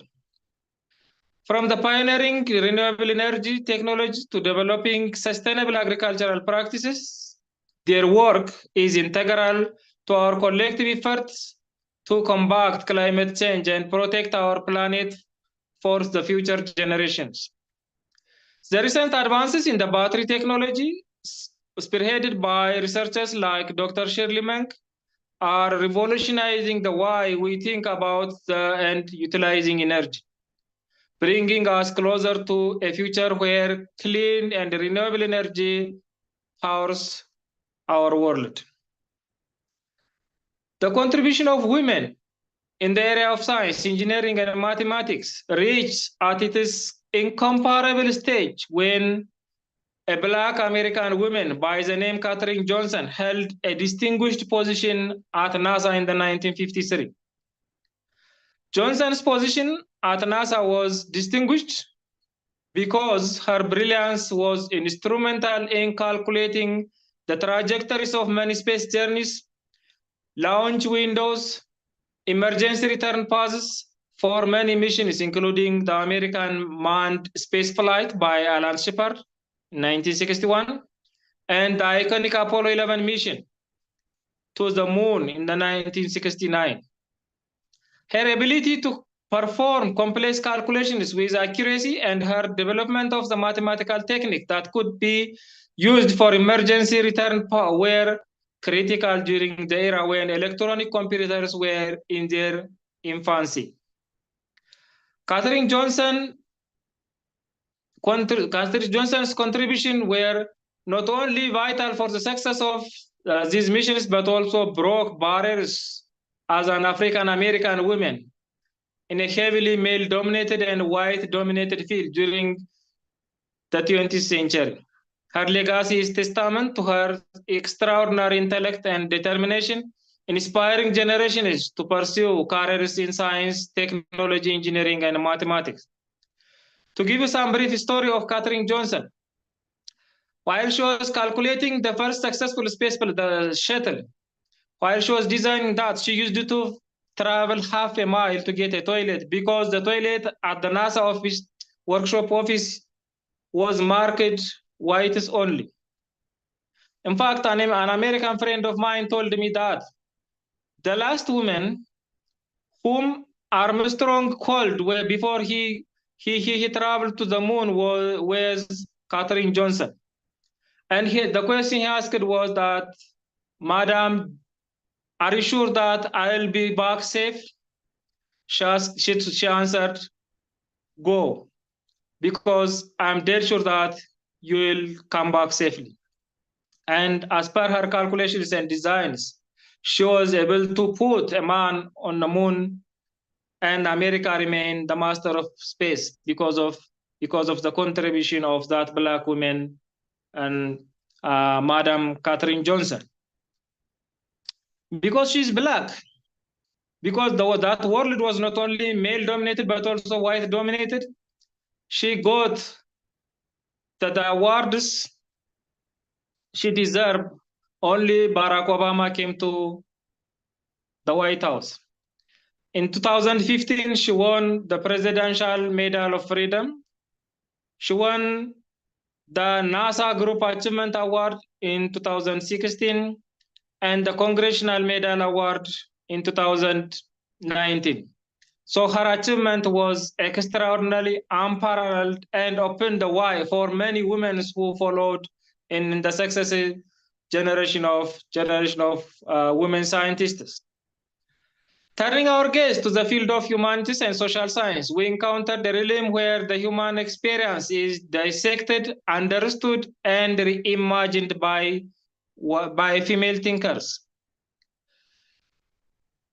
Here, women's voices have been indispensable in shaping our understanding of the society, culture, and the very fabric of human interaction. The writing of Virginia Woolf, with her keen critique of gender and society, have illuminated the complexities of identity and power of individual voice. Her assertion that as a woman, her assertion quote, as a woman, I have no country. As a woman, I want no country. As a woman, my country is the world is immortal, and speaks to the boundless potential of women to transcend barriers and contribute to the universal dialogue on human rights, equality, and justice. In the realm of social science, women like John Adams, a pioneer in social work, and the first American woman to receive a Nobel Peace Prize, have demonstrated transformative power of empathy and action. Her work in establishing Hull House, a center for social reform, education, and research in Chicago, laid the groundwork for modern social work and the importance of grassroots efforts in effecting social change. Ladies and gentlemen, as we traverse the landscape of science, engineering, humanities, and social science, let's pause to reflect on the interconnectedness of these disciplines. The challenges we face as a global community, climate change, social inequality, and the pursuit of sustainable development require multidisciplinary approaches. The recent global pandemic has underscored this need, revealing the intricate web of connections between human health, economic stability, and environmental sustainability as well. Women with this innate capacity for empathy, collaboration, innovation are uniquely positioned to lead these multidisciplinary efforts towards sustainable future. As I conclude my speech, ladies and gentlemen, I would like to underscore that the role of women in science, engineering, humanities, and social sciences is not merely additive.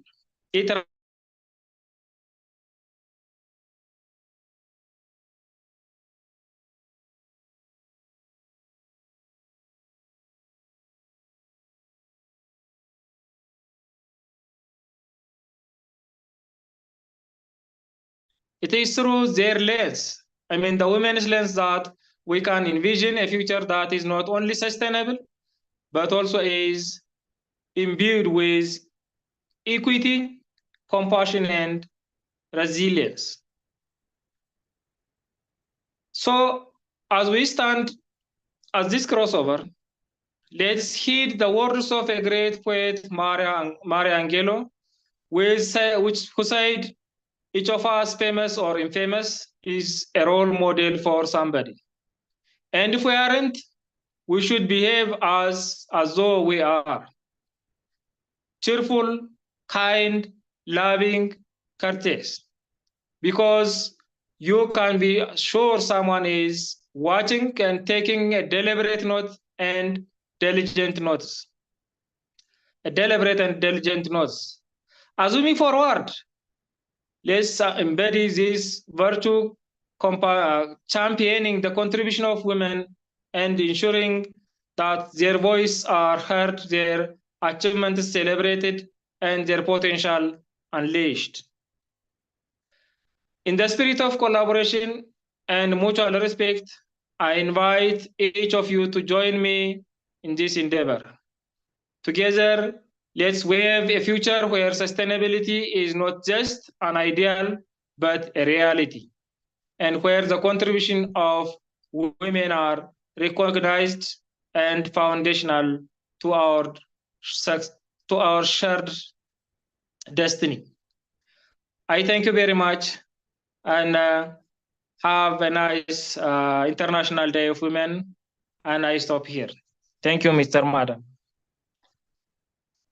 Thank you so much, sir, for such an Yeah. elaborative and informative session. You have put a clear insight on the role and contribution of women in different fields.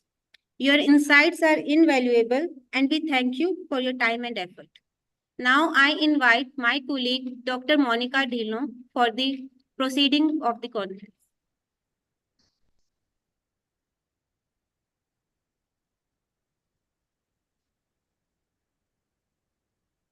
Thank you, Achal ma'am. I'm happy to announce that the chief guest of today, Professor R.K. Uppal, has written a book on the topic, Banking, a New Gateway for Indian Banking Industry. And today we get this opportunity to have his book launch ceremony. So I invite all dignitaries on stage for his book launch.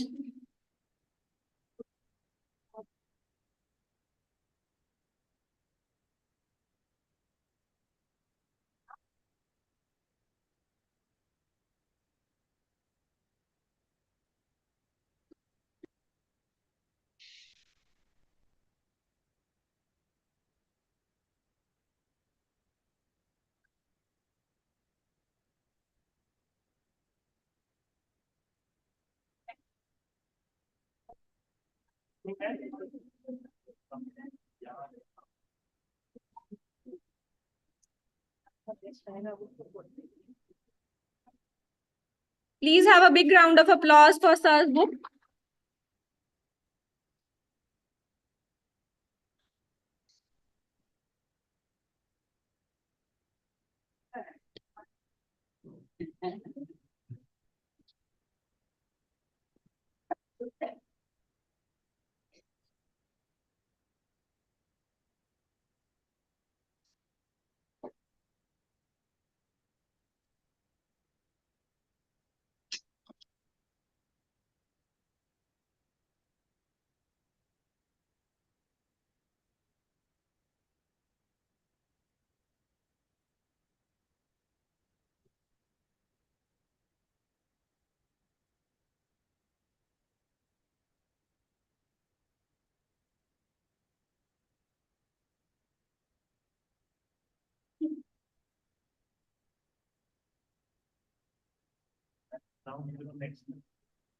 Now I request all dignitaries to release the souvenir of the conference.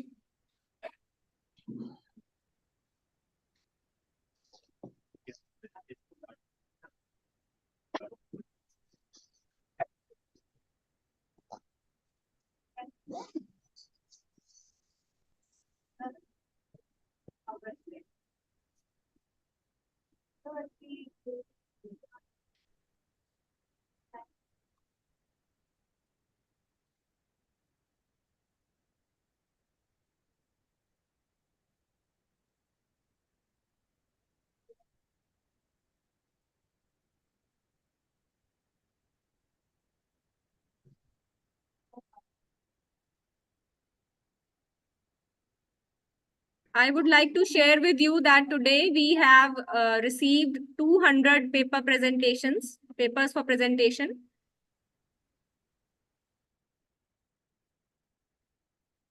And the abstracts of those presentations have been included in this souvenir.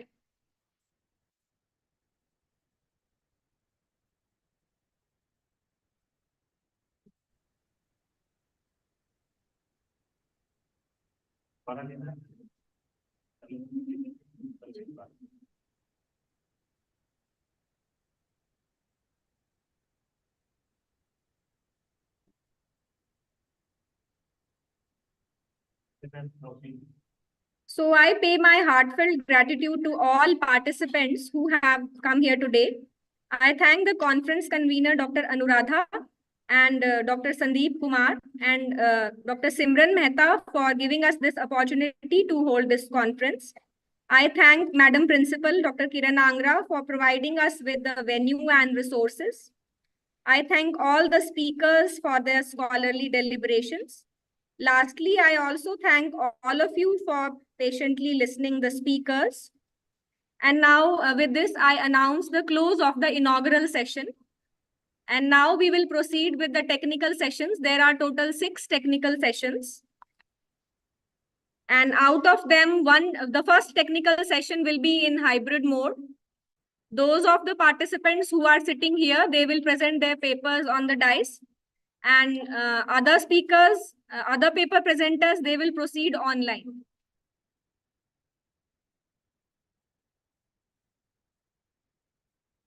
I would also like to announce the names of the session chairs of all technical sessions. The first technical session will be chaired by Dr. Rajesh Chauhan, who is Associate Professor in Department of English, SAJN College, Ambala City. The second technical session will be chaired by Dr. Anu Kapoor, Associate Professor, Department of Physics, Chandigarh University, Chandigarh. The third technical session will be chaired by Dr. Sandhya Agarwal, Librarian, Manohar Memorial, PG College, Fatehabad, Haryana. The fourth technical session will be chaired by Dr. Ravi Bhushan, Professor, Department of English, Bhagat Phool Singh Mahila Vishwavidyalaya, Kanpur Kala, Sonipat, Haryana. Fifth session will be chaired by Dr. Anand Kumar, who is Associate Professor, Department of Physics, Institute of Integrated and Honor Studies, Kurukshetra University, Kurukshetra, Haryana.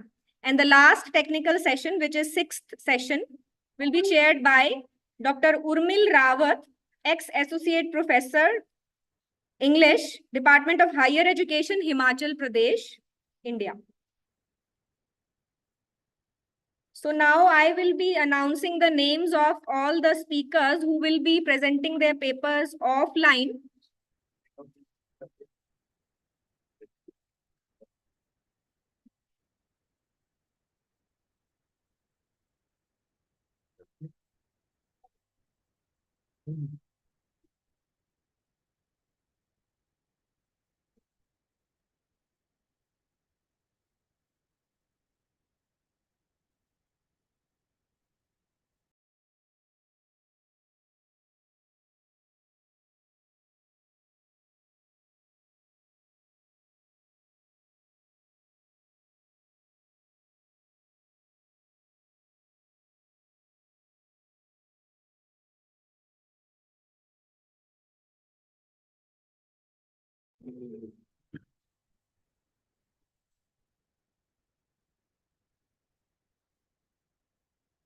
Yes, online participants are requested to join the Zoom rooms. Just see on your screen, there is a flash message where breakout rooms is mentioned, breakout room in progress. Just scroll down the slide bar and find Zoom room 2, 3, 4, 5, 6 and join your room as per your technical session.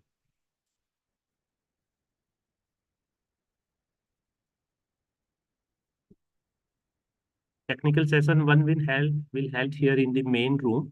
There is no need to switch in any of the room.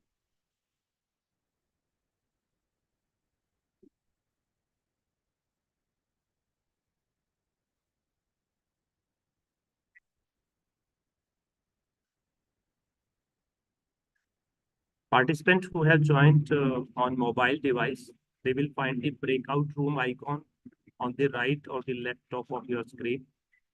Just click on the breakout room icon and join your technical session.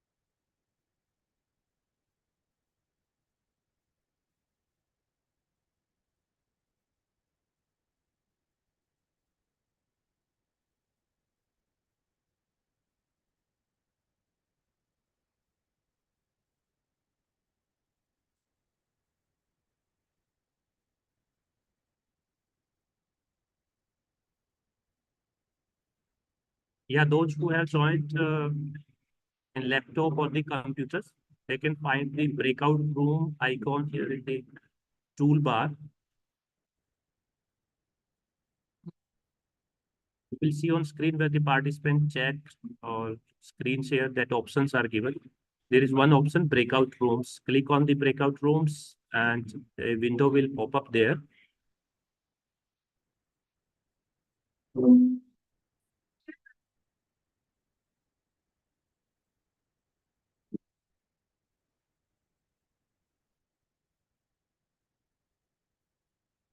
If there is a window on your screen, breakout rooms, just scroll down the slide bar.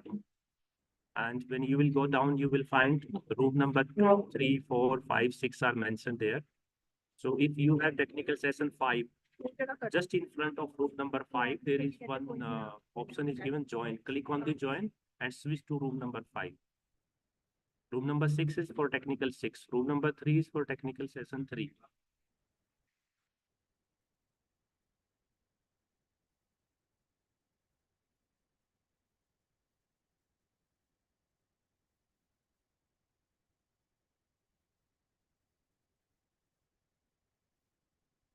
In mobile device also, you will find the breakout room option on the top right or the left.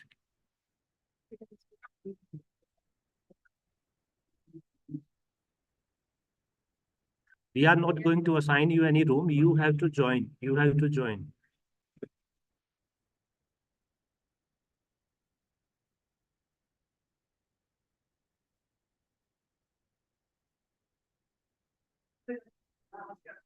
मुझे ना सरकार को क्या करती करना था pen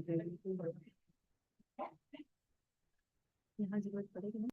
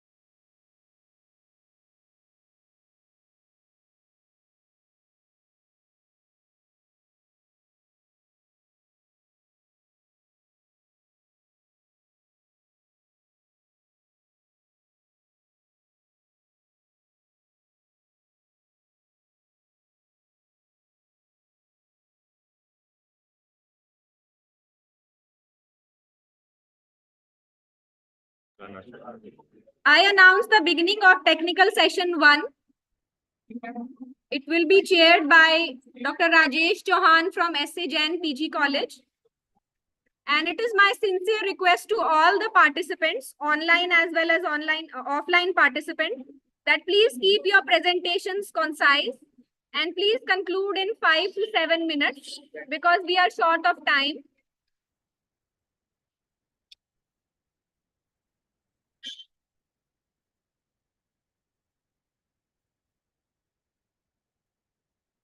हाँ जी sir, हाँ जी।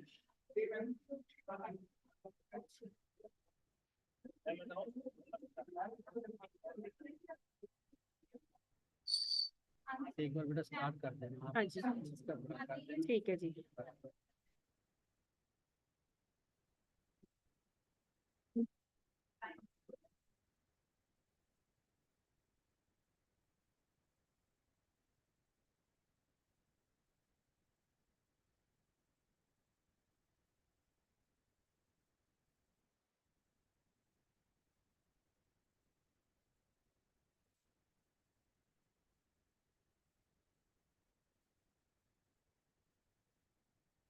स्टार्ट कर दिए सर आपका? स्टार्ट कर दिया।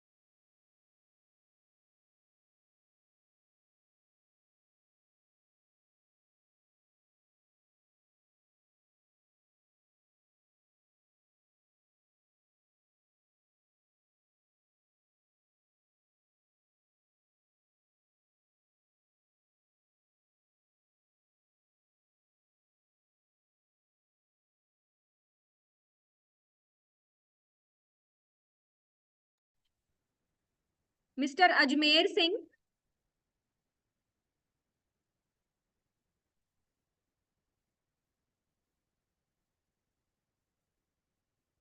Mr. Ajmer Singh, have you joined online? So, sir will be reading his paper. He will be giving his presentation offline.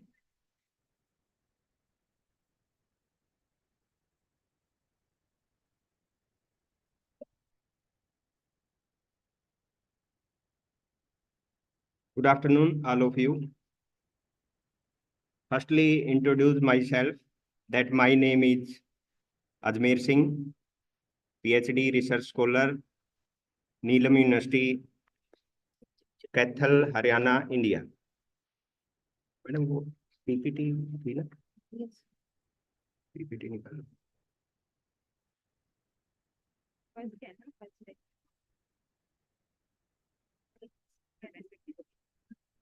PPT दिखाई दी ना जो? Yes, sir.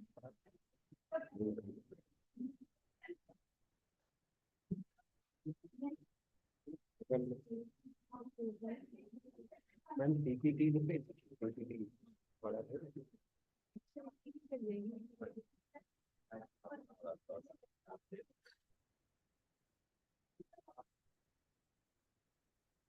हमारा फेस सही है, इनके नहीं है, इनके नीचे नहीं, वो एक पहले सेव की थी ना, पहले से अच्छा जी, पहले एक सेव की थी, डेस्कटॉप पे रखी है।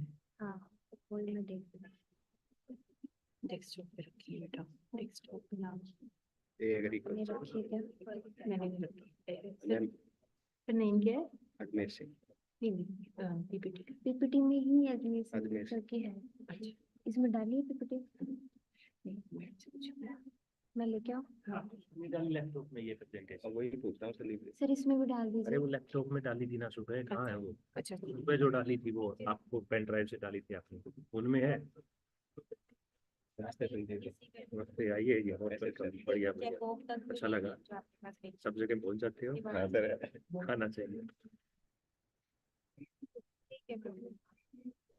अपने साहस बनाया था सर, यूनिवर्सिटी में मिला। बिल्कुल, मुझे याद है। नई दिल्ली वहाँ भी गया था, सारा को गए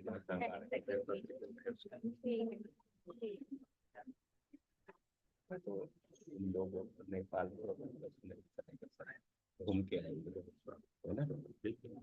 ऐसे फैमिली को लेके खूबसूरत जगह है, खूबसूरत जगह आ जाएगा। हाँ, एक 1 वीक की छुट्टी ले लेंगे। वैसे छुट्टी हाँ, जून में तो वैसे छुट्टी होती है।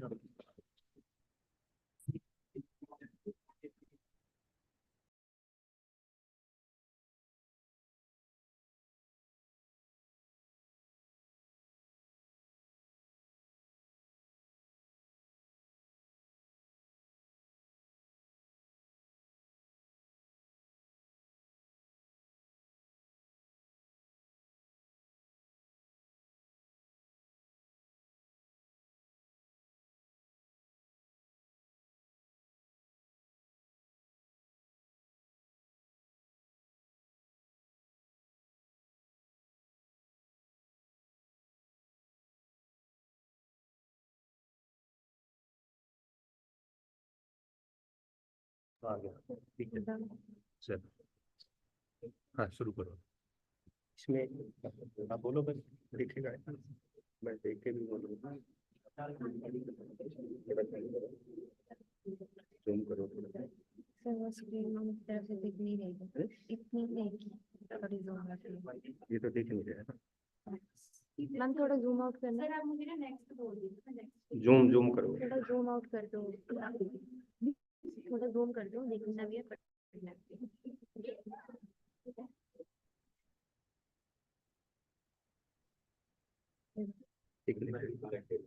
Okay sir. तो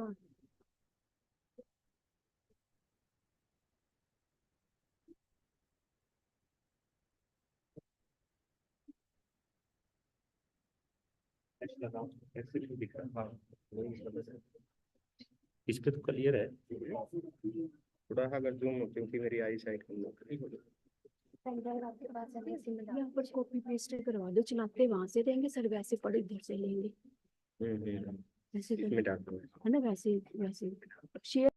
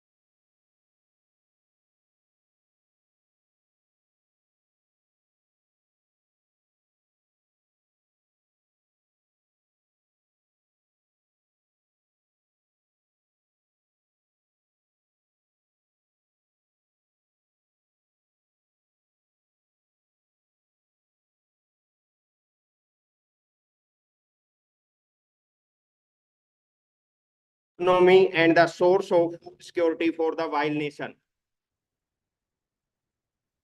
The farmer suicide has emerged as serious problem today. In the India, each year thousands of the farmer commit suicide due to lower income and the heavy debt. They do not have access to market, new technology. Their land is being taken away from by the private sector. Contract farming and small holding of lands, climate change, food shortage, water issue of the droughts and flooded had all the affected the lives of the farmer in a miserable way. The income from the cultivation is so low that they are now shifting from the farmer to the non-farmer sector for earning. 76% of the farmer have left the cultivation and small hold farmer are worst affected by it. The government has launched many schemes and brought in the technology advancement. Still those facilities have not reduced the number of suicide cases of farmer. It's growing at a rapid speed. Farmer today belongs to the most miserable section of the society. We need all the farmer access to the market and create better connectivity followed by the free healthcare education for the farmer and their family, special food packet and medical insurance farmer and their families.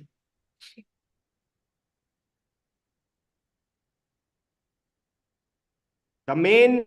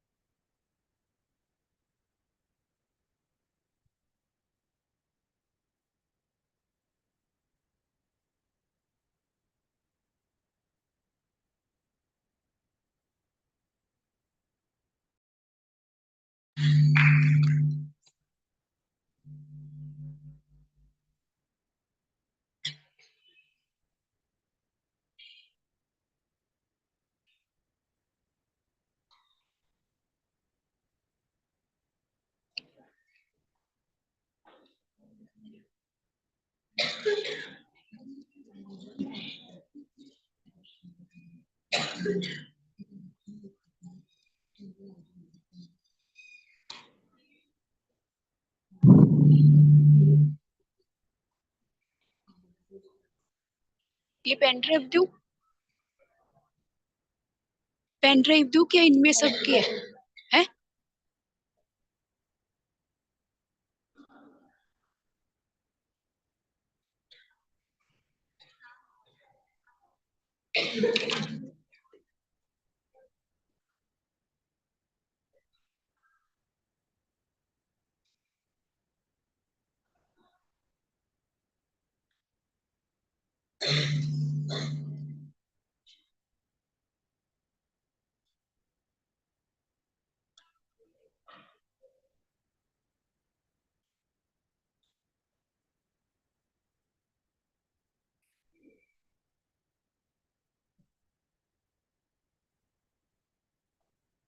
Recording in progress.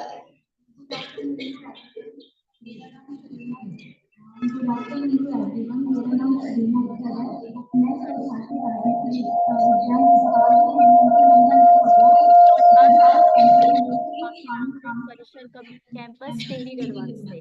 मेरा research paper का topic है भारतीय राजनीति में महिलाओं की राजनीतिक सहभागिता टिहरी जनपद के विशेष संदर्भ में। मैं आपको इसका सारांश बताना चाहूंगी। किसी भी देश की शासन व्यवस्था को भली भांति चलाने के लिए उस देश की जनता की सहभागिता महत्वपूर्ण होती है। लोकतंत्रात्मक शासन प्रणाली में जन सहभागिता मुख्य भूमिका निभाती है।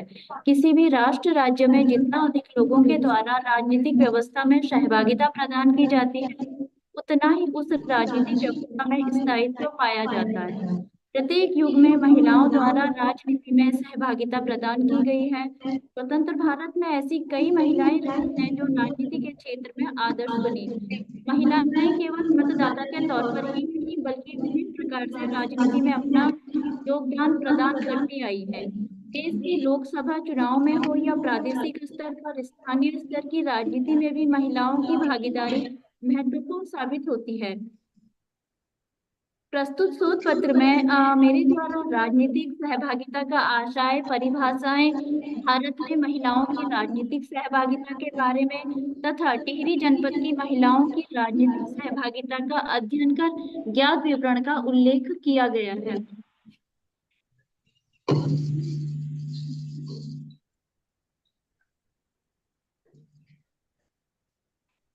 लोकतंत्र शासन प्रणाली का संबंध ही राजनीतिक सहभागिता से है। देश के अंतर्गत शासन प्रणाली को सफल बनाने के लिए जरूरी है कि अधिक से अधिक व्यक्ति राजनीतिक व्यवस्था में सहभागिता प्रदान करें, जिनमें महिलाओं का भी राजनीति में भाग लेना आवश्यक समझा जाता है।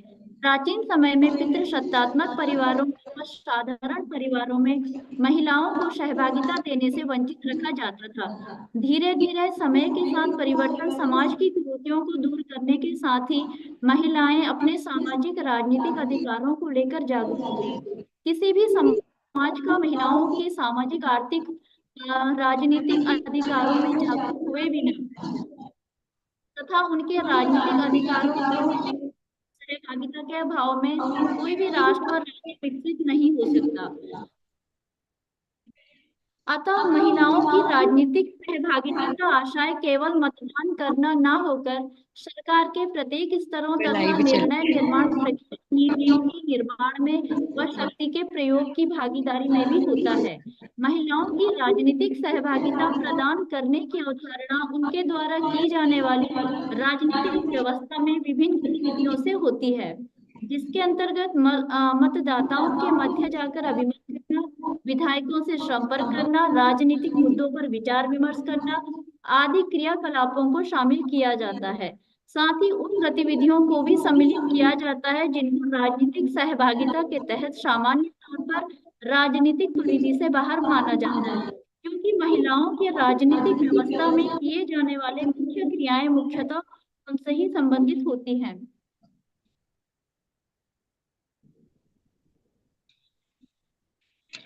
हमारे देश में ऐतिहासिक रूप से कई ऐसी महिलाएं राजनीति में सक्रिय देखी गई हैं, जिनमें से रजिया सुल्तान, अहिल्याबाई होलकर, रानी लक्ष्मीबाई, स्वतंत्रता आंदोलन संग्राम में बेगम हजरत महल आदि महिलाओं ने आंदोलन व राजनीतिक संगठनों में प्रतिभाग किया है।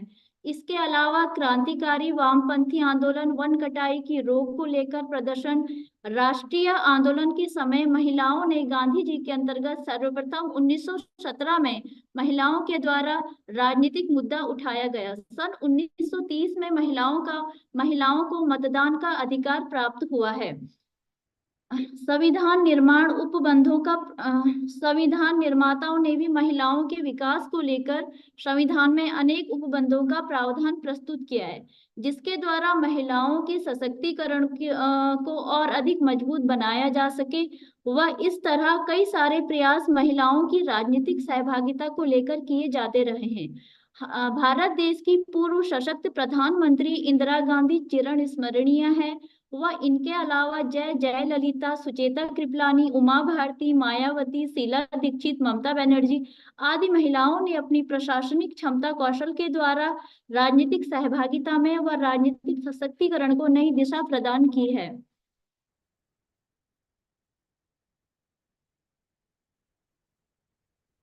टिहरी जनपद में किए गए अध्ययन में अधिकांश महिलाएं अपने राजनीतिक अधिकारों का ज्ञान रखती हैं। इस क्षेत्र की महिलाओं की राजनीतिक सहभागिता पर अध्ययन कर पाया गया कि सामाजिक कुरीतियों, शिक्षा का अभाव, परिवार के सदस्यों द्वारा पूर्ण रूप से सहयोग न देने के कारण तथा राजनीति के क्षेत्र में ज्ञान के अभाव के कारण वे राजनीतिक सहभागिता प्रदान नहीं कर पाती हैं तथा ऐसी महिलाओं की प्रतिशतता में अधिकता देखी गई जो राजनीति में रुचि नहीं दिखाती। अतः यह कहा जा सकता है कि टिहरी जनपद की महिलाएं राजनीति का ज्ञान तो रखती हैं, लेकिन राजनीतिक गतिविधियों में प्रतिभाग करने के महत्व को नहीं समझ पाती और नहीं सक्रियता दिखाती हैं। टिहरी जनपद की महिलाओं को राजनीति के अंतर्गत समस्त गतिविधियों का बोध रखने के साथ ही इसकी उपयोगिता को समझने की आवश्यकता है। Thank you.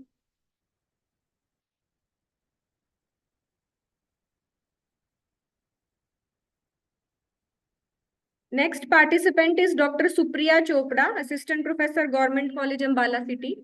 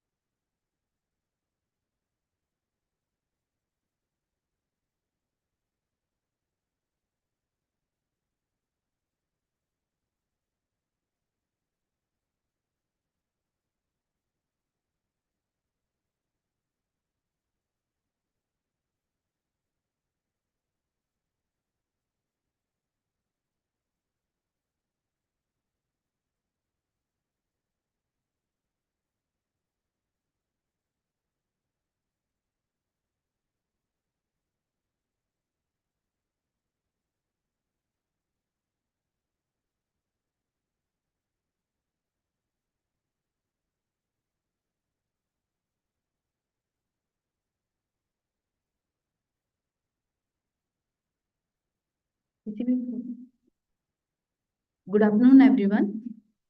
My name is Supriya Chopra. I am Assistant Professor of Mathematics in Government College for Women, Ambala City. Today, I am here to present my research work entitled Response of Memory-Dependent Derivative in Non-Local Photothermoelastic Plate with Dual Phase Lag and Hyperbolic 2 Temperature. In this present study, we have formulated a model of orthotropic photothermoelastic with memory-dependent derivative under non-local, dual phase lag and hyperbolic 2 temperature. The governing coupled equation of my considered model is solved by or reduced by integral transforms like Laplace and Fourier transform, and it reduces the governing equation into ordinary differential equation. The arbitrary constant in this solution are determined by considering the loading restriction on the surface. 3 different categories of sources are taken to explore the application as a normal force, thermal source, carrier density source. In this new domain, the closed form expression of physical quantities like displacement, normal stress, conductive temperature field, and carrier density distribution are derived.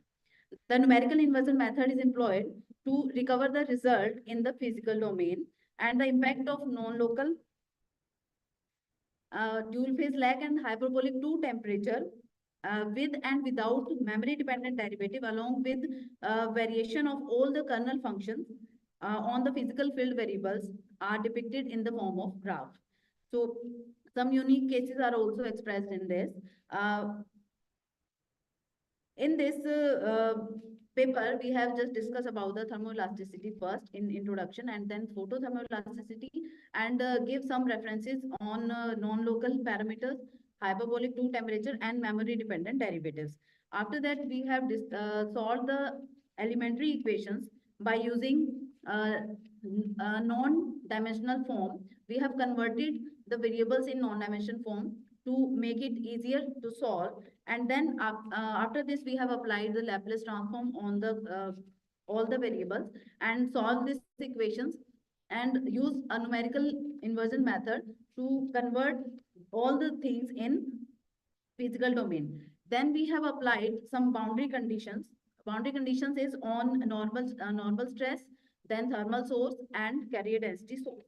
After the boundary conditions, we have generated some unique cases. In these unique cases, we have converted terms of isotropic after putting them some physical quantities. So in numerical end result, we have taken a silicon as a semiconductor material for my calculation, and we have used MATLAB 2016 to solve to make the graphs. In graphs, we have derived 3 cases in which we have shown the variation of memory dependent derivative along with the non-local parameter, dual phase lag and hyperbolic 2 temperature. So at last, in conclusion,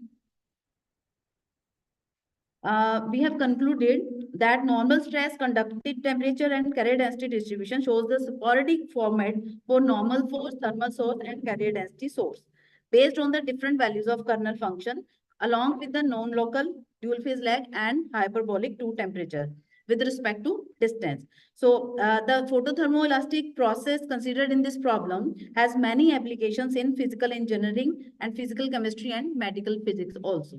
Thank you.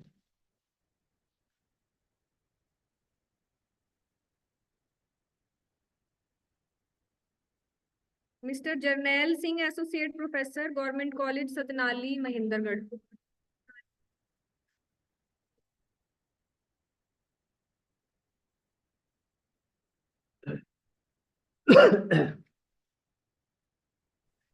Good afternoon, all of you.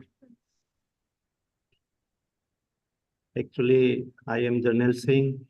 First of all, I thank SD College, Ambala City, and I also thank Dr. Rajesh Singh, Dr. Rajesh Kumar,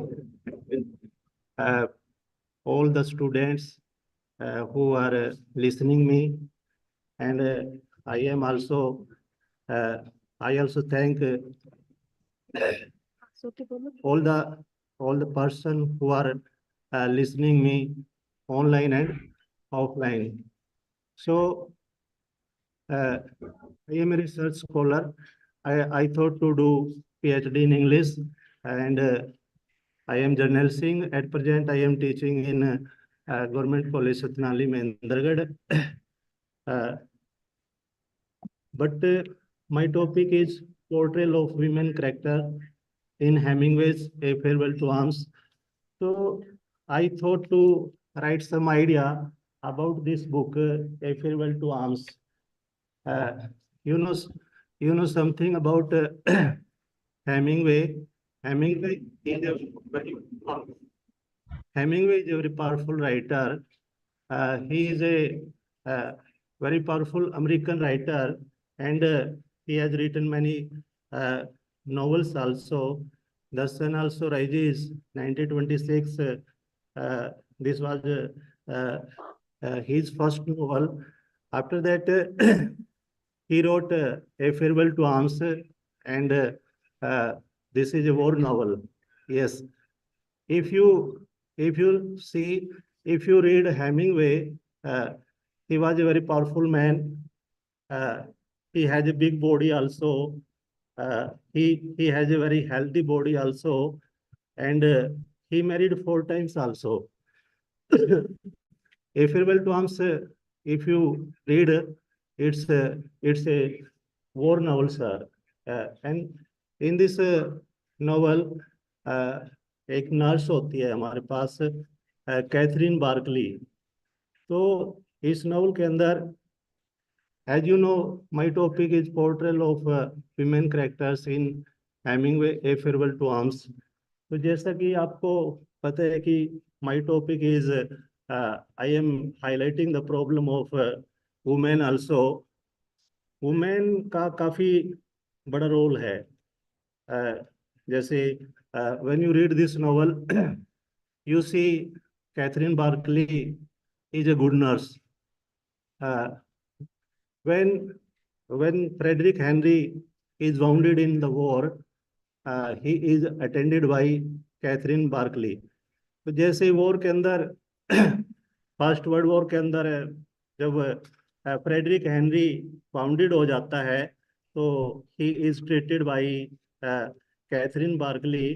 तो in this novel the writer shows the character sketch of Catherine Barclay in a very good way.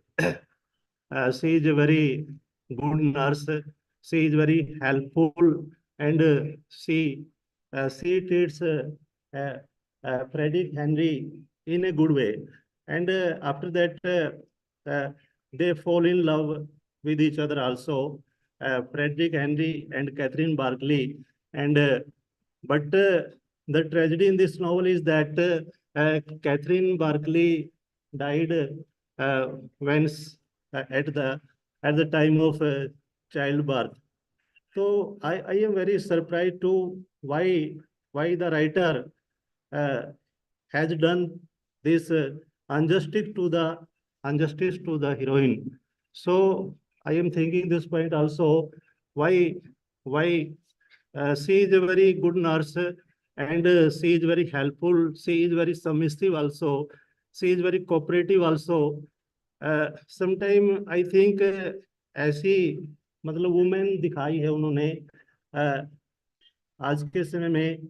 कई बार आई am very मतलब I think this point also कि how Hemingway portrait the character sketch of Catherine बार्कली.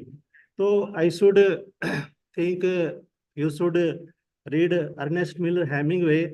Ernest Miller Hemingway, a very powerful American writer. Mostly English students know something about Ernest Miller Hemingway, and he has written many novels. A Farewell to Arms, For Whom the Bell Tolls, and mostly he took part in boxing also, and playing game also, and fishing also. तो काफी अच्छा writer है, and you should read.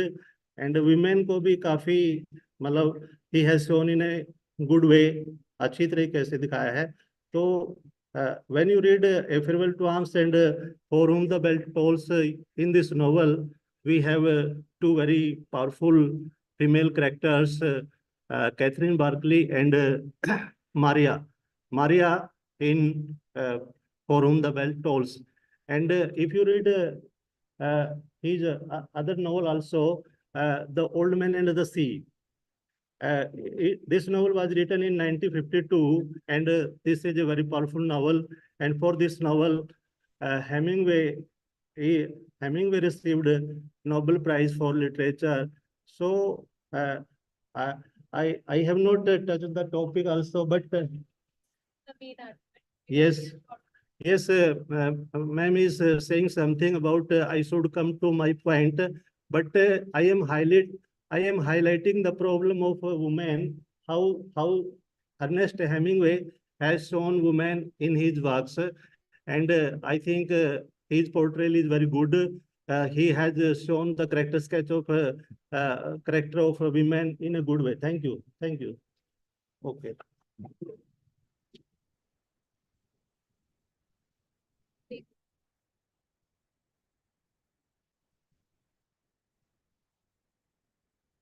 Our next participant is Dr. Ramanjit Kaur from UIET, Punjab University.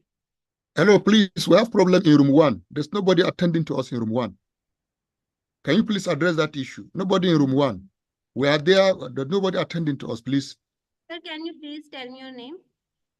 Yeah, room 1, please. Nobody is there. The chairperson is not there. The coordinator is not there. And we have been there, about 16 of us.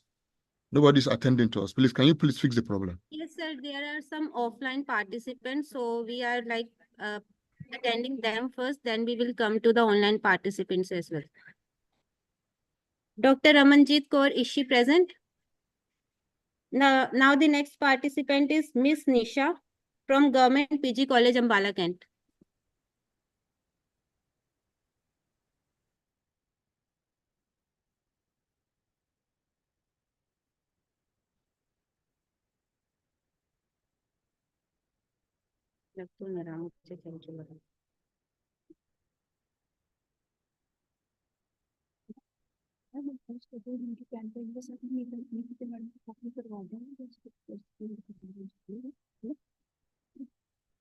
After Nisha ma'am, we have Prabjot ma'am. So we request Prabjot ma'am, if she has some presentation, she can come to our technical team.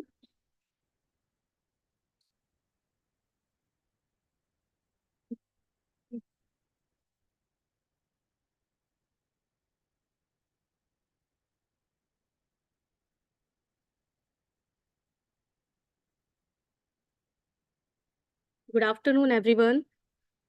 My name is Nisha, Government PG College, Ambala, Kent, Department of Commerce. Today, my topic is social media and its impact on marketing communication.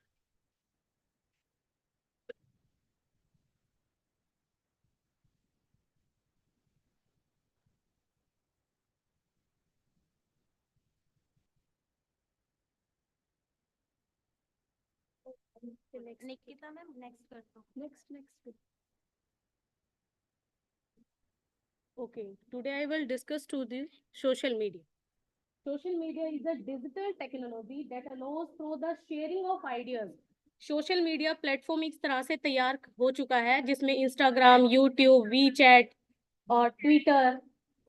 Social media एक digital technology है जिसमें हम ideas, information को through text, visuals, virtually network के through आप connect कर सकते हो। सोशल मीडिया एक यूजर जनरेटेड कंटेंट है जिसमें आप लाइक, शेयर, कमेंट्स और डिस्कशन आप एक पर्टिकुलर टॉपिक के ऊपर स्टार्ट किया जा सकता है। मोर देन 4.7 बिलियन पीपल आज भी है जो सोशल मीडिया को यूज कर रहे हैं। Social media is created with helping people build community and politics the facility this information and hate speech. अगर सोशल मीडिया की बात करें तो बहुत सारी ऐसी बड़ी कंपनीज हैं जिन्होंने इसको अडॉप्ट किया है। और लार्जेस्ट सोशल मीडिया प्लेटफॉर्म की बात करें जिसमें Facebook, YouTube, Twitter, WhatsApp, Instagram और वीचैट, ये सारी चीजें सोशल मीडिया का एक पार्ट बन चुकी हैं। Next please.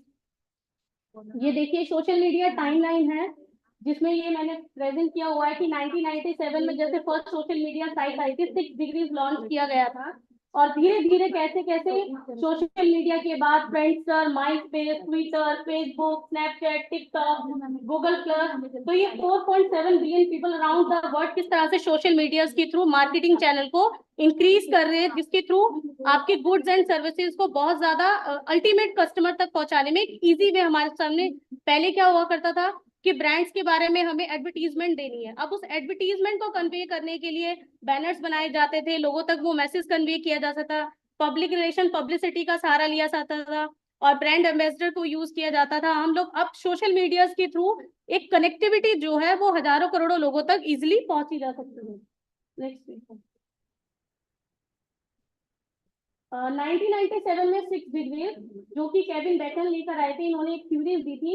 इन्होंने 6 डिग्री का सेपरेशन डिसाइड किया था। इस डिग्री में अलाउ किया गया था कैसे आप एक अपनी पर्सनल प्रोफाइल बनाकर और डिफरेंट पीपल तक एक कनेक्टिविटीज को क्रिएट किया जा सकता है। Next.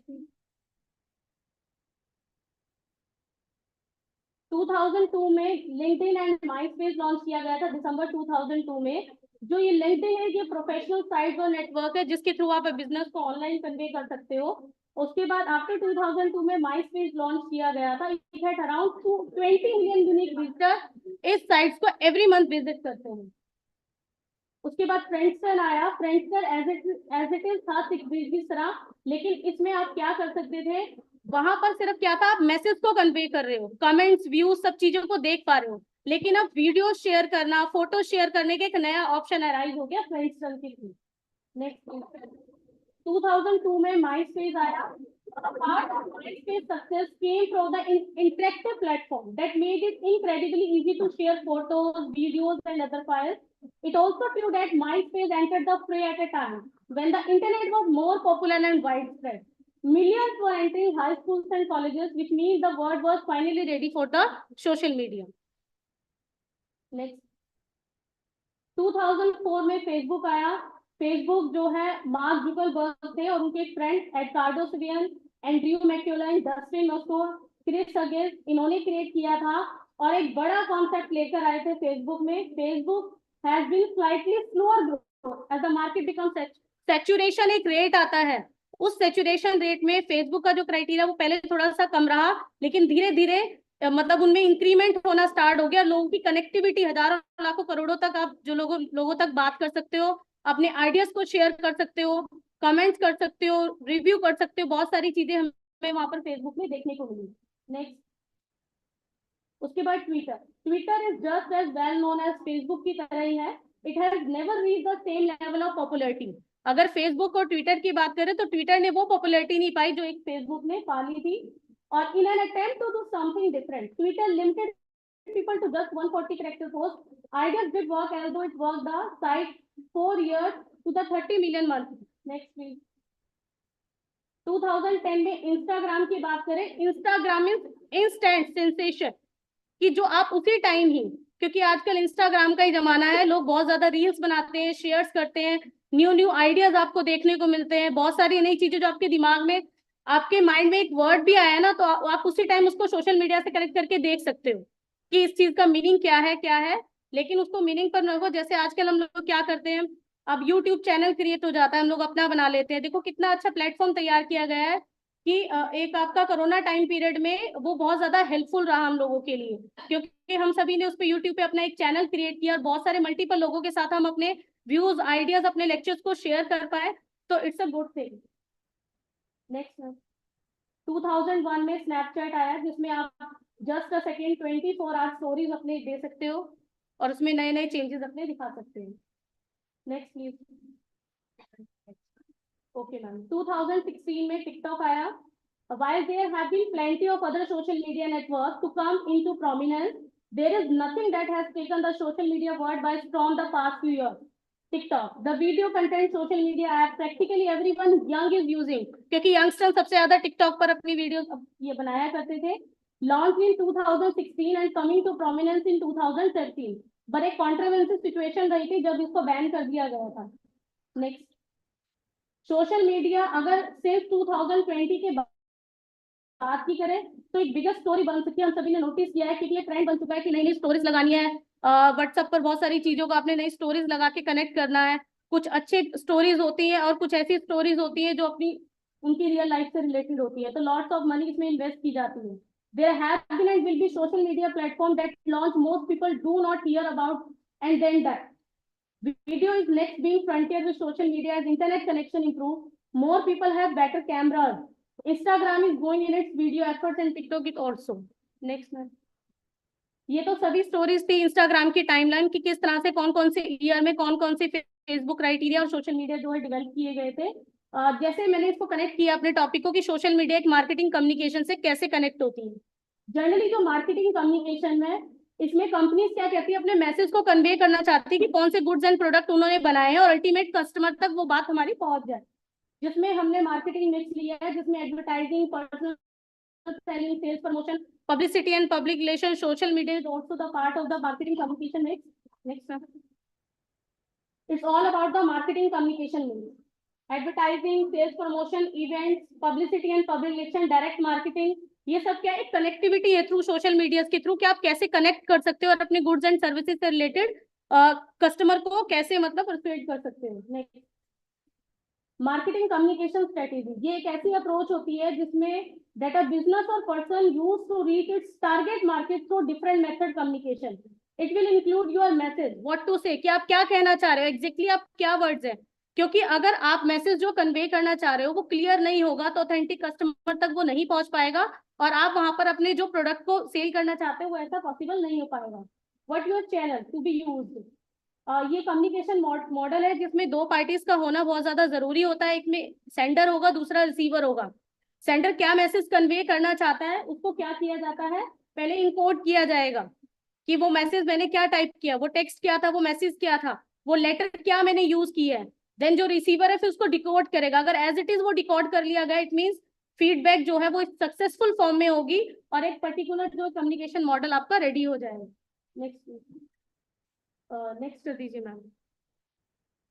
How can social media marketing impact on business, कैसे सोशल मीडिया मार्केटिंग का हमारे बिजनेस पर इम्पैक्ट पड़ रहा है, ये मैंने कुछ पॉइंट्स लिखे हैं। अगर पॉजिटिव इम्पैक्ट की बात करें, क्योंकि हम कन्वे कर रहे हैं अपने मैसेज को, इससे ब्रांड अवेयरनेस हो रही है। क्योंकि थ्रू सोशल मीडिया आप बहुत सारी चीजों को डालते हो, उसमें कंपैरिजन करके भी दिखाया जाता है कि देखो ये चीज इस चीज से कैसे बेटर है, तो आप उसमें अपनी नॉलेज के बिहाफ पे उसको चूज कर सकते हो। ठीक है, अगर आपको ये है कि आप ब्रांड प्रेफरेंस ही जाना चाहते हो कि पर्टिकुलर ब्रांड के हैबिचुअल हो चुके हो, फिर आपको थोड़ा सा लेट टाइम लगेगा दूसरी तरफ कन्वर्ट होने में। कस्टमर एंगेजमेंट की बात करें तो हाँ 100% इस सोशल मीडिया ने हमारी दुनिया ही बदल दी है। क्योंकि इस कस्टमर सेटिस्फेक्शन एंगेजमेंट की बात करें तो लाखों करोड़ों लोग सोशल मीडिया से जुड़ चुके हैं। अपॉर्चुनिटी फॉर वायरल मार्केटिंग है, क्योंकि देखो बहुत सारे हमारे लाइफ में चेंजेस आते हैं। मार्केटिंग का इन्वायरमेंट जो है एक वो एक्सटर्नल इन्वायरमेंट है, बहुत सारी चैलेंजेस है, लेकिन उन चैलेंज को आप किस फॉर्म में ले रहे हो, अपॉर्चुनिटी फॉर्म में ले रहे हो तो प्लस वो गेन हो जाएगा। मतलब एक अच्छा पॉजिटिव इफेक्ट वहां पर पड़ेगा कि ठीक है आपने उसको चैलेंजेस नहीं लिया, आपने अपने चैलेंजेस को एक अपॉर्चुनिटीज में कन्वर्ट कर लिया। नेगेटिव इम्पैक्ट की बात करें, हाँ नेगेटिव फीडबैक, क्योंकि बहुत सारे रिव्यूज कमेंट्स ऐसे होते हैं। क्योंकि मान लो आपने ऑनलाइन ऑर्डर करना है, सबसे पहले कस्टमर क्या करेगा, उसके रिव्यूज चेक करेगा। अगर रिव्यूज उसके नेगेटिव में है तो आप उसको डिस्कनेक्ट कर दोगे, आप उस तरफ जाओगे ही नहीं। टाइम कंज्यूमिंग है ऑफकोर्स, क्योंकि टाइम लगता है, लेटर ऑन वो डिसाइड किया जाता है कि माल कब डिस्पैच होगा, कब आपको रिसीव होगा, तो आपके ऊपर डिपेंड करेगा आपका सेटिस्फेक्शन लेवल जो है कितना है। स्प्रेडिंग फॉल्स इंफॉर्मेशन की बात करें या डाटा प्राइवेसी की बात करें या साइबर बुलिंग की बात करें, तो बहुत सारे ऐसे नेगेटिव इम्पैक्ट है जो सोशल मीडिया की तरफ से भी हो रहे हैं। क्योंकि हम लोग टेलीग्राम से या फर्दर बाकी चीजों से कनेक्ट हो जाते हैं, अगर थ्रू आउट हमें नॉलेज नहीं है उसकी तो कहीं ना कहीं एक साइबर बुलिंग होने का हमारे साथ खतरा रहेगा। तो नेक्स्ट प्लीज। ओवरऑल मैं यही कहना चाहूंगी अपने इस प्रेजेंटेशन टॉपिक में कि social media, we can say that social media has gone from being nothing more than a concept to an integral part of life. It has brought us together and made communication easier, क्योंकि communicate करना लाखों करोड़ों लोगों से easy हो रहा है, but it has also raised some interesting question about privacy और freedom of speech, कि वहाँ freedom of speech तो है लेकिन आखिर privacy कहाँ है। अगर वो प्राइवेसी नहीं होगी तो आप सोशल मीडिया की तरफ जाना ही बंद कर दोगे, क्योंकि most important thing first of all एक ह्यूमन बीइंग ये सोचता है कि प्राइवेसी लेवल हमारा कहाँ है, तो अगर वहां पर आपको नहीं मिलेगी तो उससे आप डिस्कनेक्ट होना शुरू कर दोगे। Thank you so much ma'am. Our next paper presenter is Miss Neha from Chaudhary Charan Singh University, Meerut.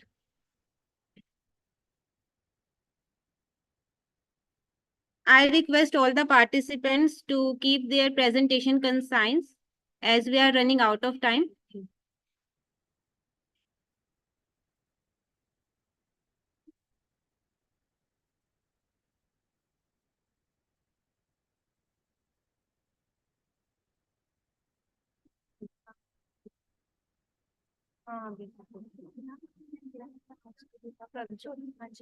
इसके बाद कर देना, आपकी कोई वो तो नहीं है प्रेजेंटेशन, ठीक है?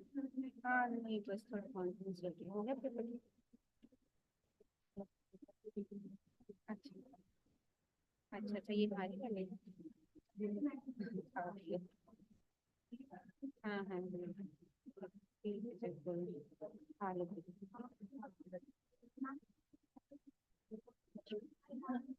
3 मिनट में। Okay, A very good afternoon. A very good afternoon to all of you. I am Neha, Research Scholar of Political Science from Chaudhary Charan Singh University, Meerut, Uttar Pradesh. आज का मेरा सेमिनार का टॉपिक है दलित महिलाओं की सामाजिक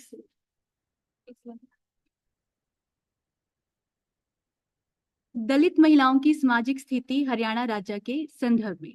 हम सब देखते हैं कि हमारे समाज में जातिवाद एक सामाजिक बुराई बन चुकी है और इस सामाजिक बुराई की वजह से समाज को 4 वर्णों में विभाजित किया गया है और जो चौथा वर्ण आता है शूद्र अर्थात दलित, जिसे हम दबा हुआ, कुचला हुआ, तोड़ा हुआ मानते हैं, दरिद्र मानते हैं।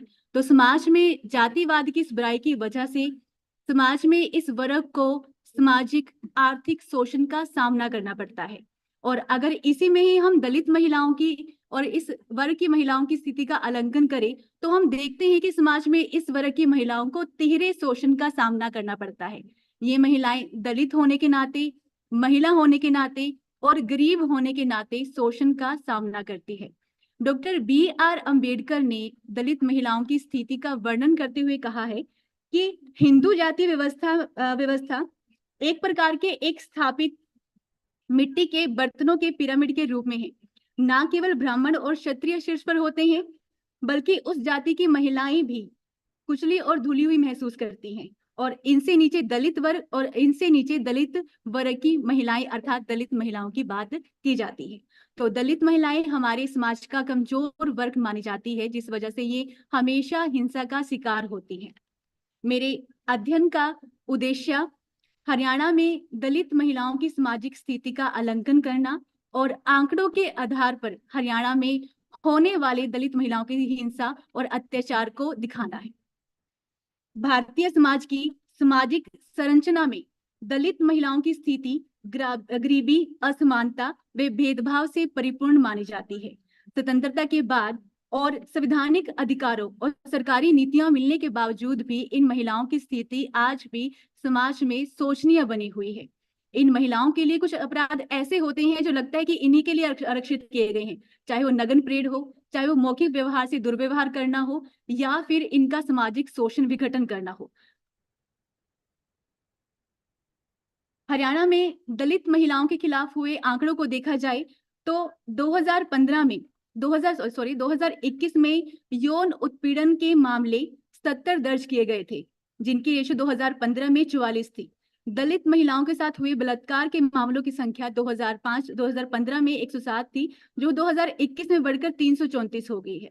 इसके अलावा 41 मामले 2021 में अपहरण के दर्ज किए गए थे और दलित महिलाओं की गरिमा को ठेस पहुंचाने के इरादे से मामलों की संख्या 2021 में दर्ज किए गए थे। अब ये संख्या वो संख्या है जो सिर्फ दर्ज की गई है। अधिकांश ऐसे मामले होते हैं जो समाज में सामने ही नहीं आ पाते हैं। कुछ समाज के ऐसे, कुछ अपनी बिरादरी के डर से, कुछ समाज के उच्च वर्ण के डर से और कई बार पुलिस के द्वारा एक अच्छी कार्रवाई ना करने की वजह से ये मामले बाहर ही नहीं निकल पाते हैं। तो मैं लास्ट कंक्लूजन पे आती हूँ। हमारी भारतीय सरकार, राज्य सरकार और संवैधानिक अधिकारों की वजह से आज इस वर्ग की महिलाओं की स्थिति कुछ हद तक सुधर गई है। आज ये महिलाएं समाज में अपनी भूमिका को प्रदर्शित भी कर रही हैं, लेकिन वो महिलाओं का सिर्फ थोड़ा सा ही अंश है, हम थोड़ा सा ही बोल सकते हैं।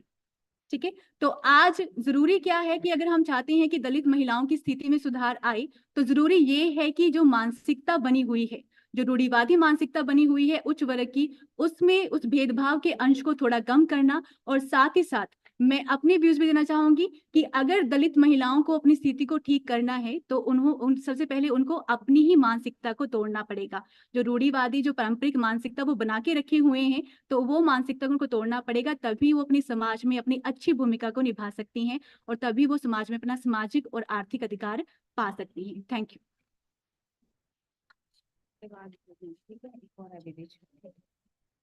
Next participant is Mrs. Prabjot, Assistant Professor in Commerce from Government PG College, Ambala, Kent.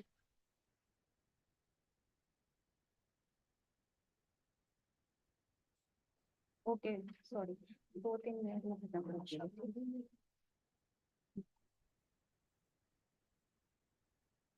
A very good afternoon, everyone. My topic is relevance of innovation and technology in human resource. Innovation and technology. This is not a new word which we have heard. We already are using innovation in our hands. That's the smartphone. And we cannot rule the importance of that in our lives today. internet connection was stopped by the government and it very much hampered our conference as well. So innovation and technology is having a par importance in our lives. The process of adopting to change start with who through their daily work and adjust to the new outside forces. Here we are talking about the innovation in HR, human resources organization made by the people. Innovation is something that happens in every area of the business. It could be the development of a new product, a new manufacturing technique, a new way of working, or just an improved process to increase the efficiency of your facilities. So HR innovation is about anticipating the changing needs of today's business environment scenario and developing new solutions for the workforce to increase their efficiency. AI is the new empowered recruitment tool which the human resource management is using. What is the importance of information and technology and innovation in human resources? Various aspects. According to a report, employee retention is 20% most important factor for a HR professional, followed by recruitment at 14%, company culture at 12%.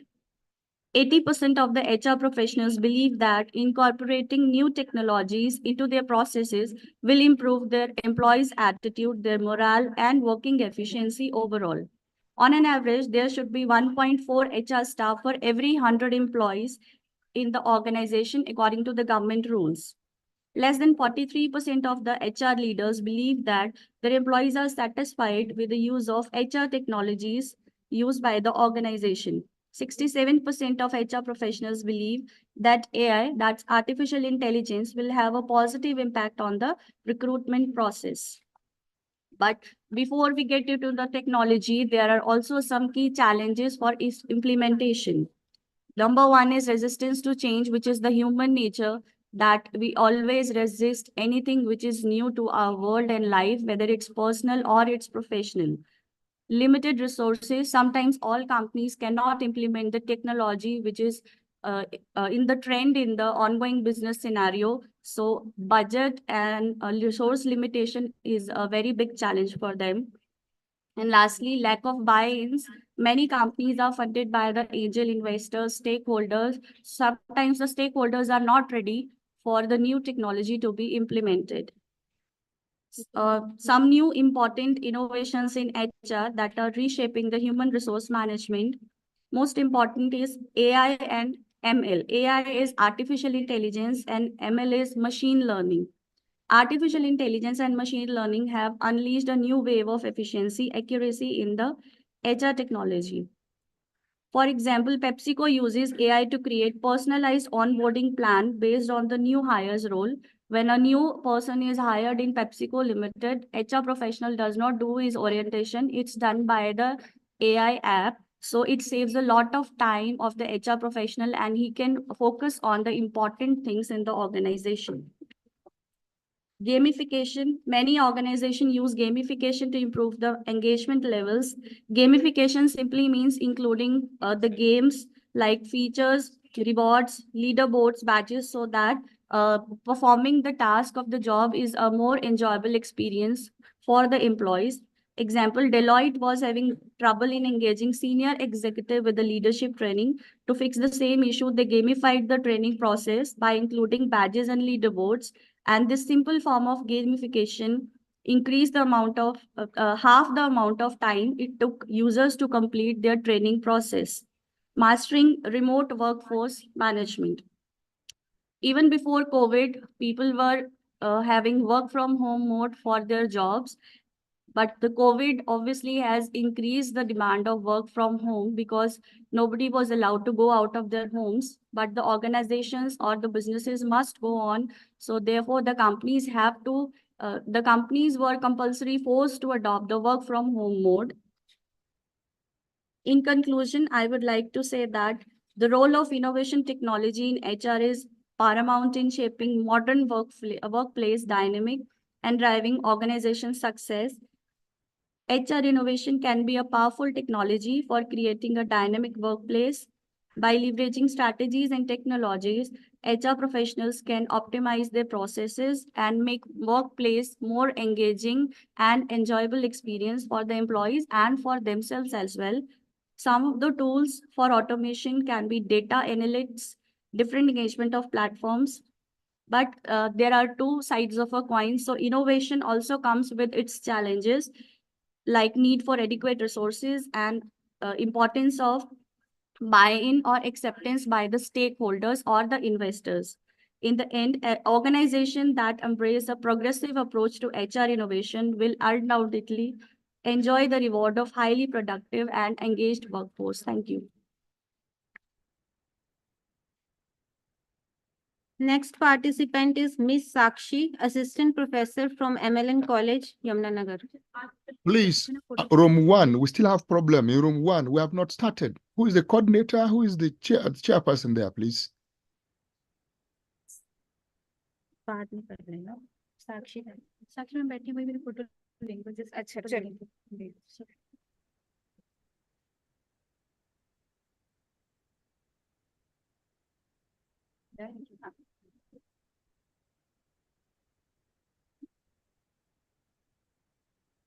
Please 2-3 minute में conclude कीजिए इसको, ठीक है?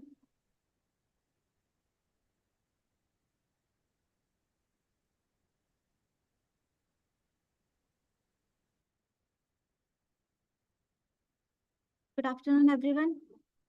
I'm Sakshi, Assistant Professor of English from Mukandla National College, Yamunanagar.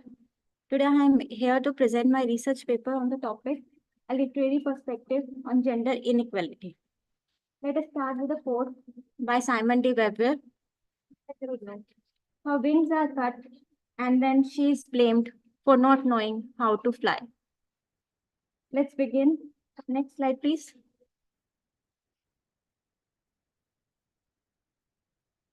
Okay, as we all know, that literature is a reflective mirror of society.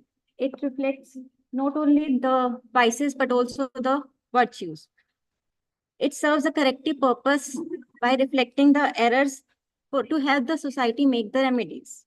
Every significant issue of the day has been put on paper by the writers worldwide.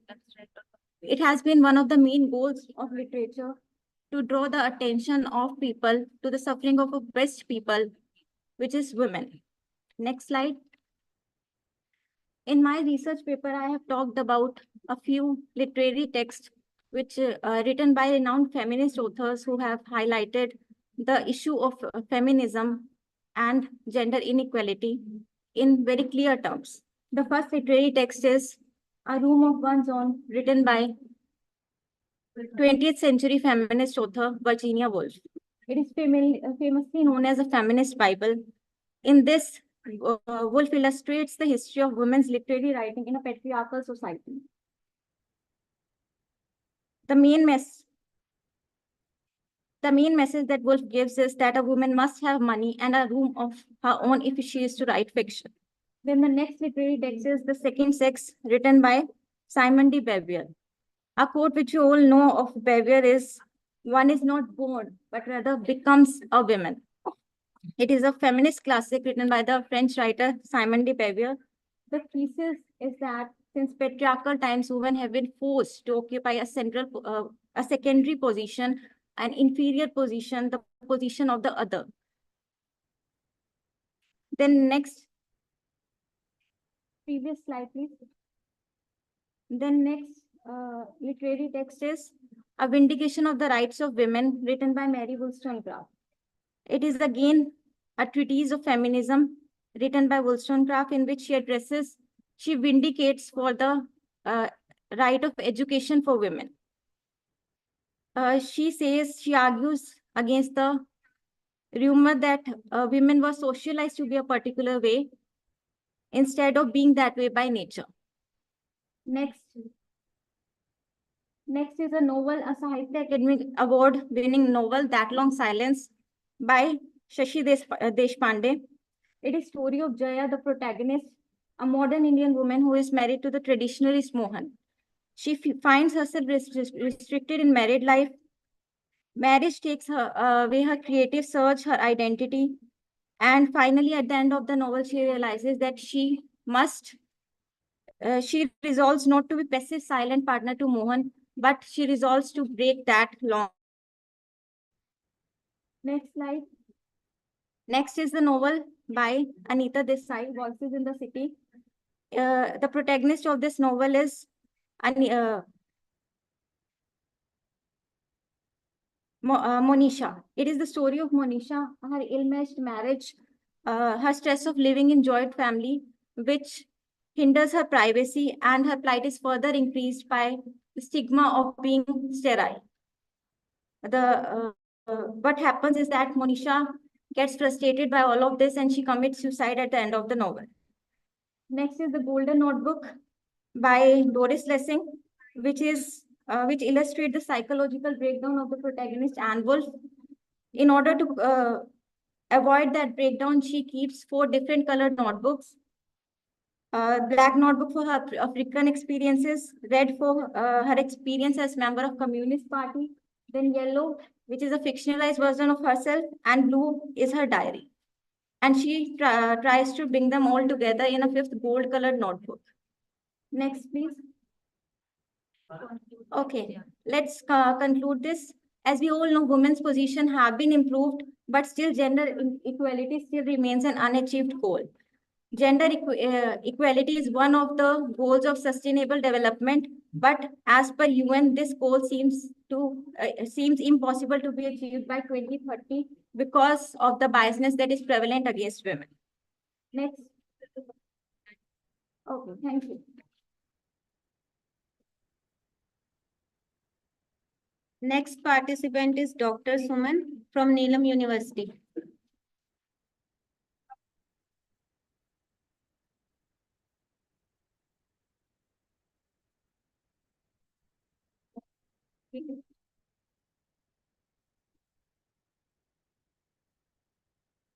नमस्कार, मैं doctor सोम, assistant professor नीलम विश्वविद्यालय कानपुर।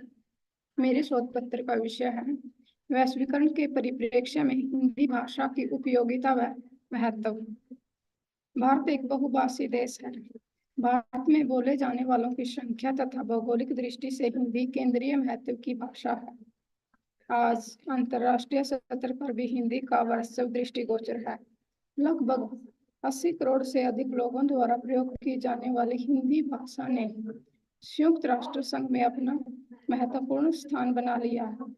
हिंदी भाषा की सरलता, सहजता व भाव अभिव्यक्ति की श्रेष्ठतम योग्यता के कारण मॉरिशस, त्रिनिदाद, फिजी, सुरिनामा, गयाना आदि देशों में हिंदी का प्रयोग प्रवासी भारतीयों द्वारा किया जाता है। अमेरिका, फ्रांस, सुरिनामा, चीन, सूडान। दोबारा बता दीजिए और माइक को नीचे। मेरे पत्र का विषय है वैश्वीकरण के परिप्रेक्ष्य में हिंदी भाषा की उपयोगिता व महत्व।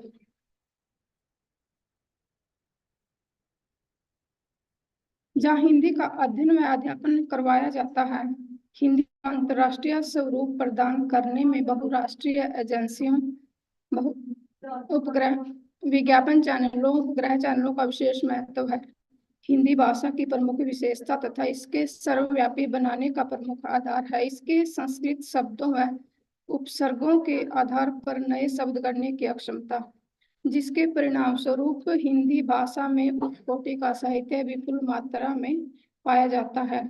हिंदी भाषा के पास लगभग 25 लाख से अधिक शब्दों का शब्द भंडार है। हिंदी भाषा को विश्व प्रसिद्ध बनाने व अंतर्राष्ट्रीय ख्याति दिलाने में हिंदी पत्र पत्रिकाओं का विशेष योगदान रहा है। अनुवाद के द्वारा दूसरी भाषाओं में लिखित सामग्री को हिंदी भाषा के माध्यम से प्रस्तुत करने में, हिंदी को अंतर्राष्ट्रीय स्तर प्रदान करने में महत्वपूर्ण योगदान विदेशी प्रवासी भारतीयों का है, जो लगभग 200 वर्ष पहले खेतीहर मजदूरों के रूप में विदेशों में अलग अलग स्थानों पर पहुंचे थे। भारतीय मूल के लोग विदेशों में जाकर जहां वहीं के होकर रह गए तथा इन्होंने हमारी राजभाषा को विदेशों में पहुंचाने का महत्वपूर्ण कार्य किया है। नमस्कार, धन्यवाद।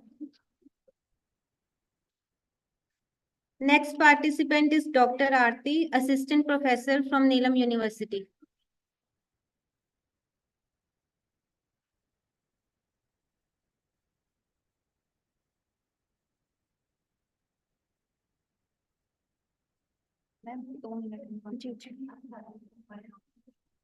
आप सभी को मेरा सादर नमस्कार। मैं डॉक्टर आरती नीलम विश्वविद्यालय कैथल में असिस्टेंट प्रोफेसर के पद पर कार्यरत हूँ। आज वैश्विक स्तर पर हिंदी का सशक्तिकरण। सारांश, भाषा अभिव्यक्ति का सशक्त माध्यम है। भाषा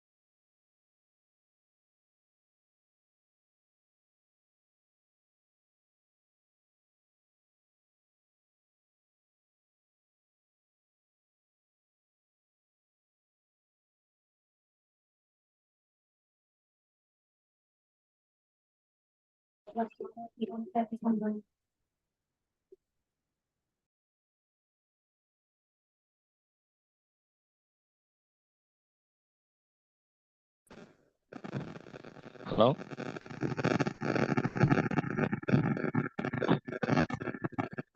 Hello?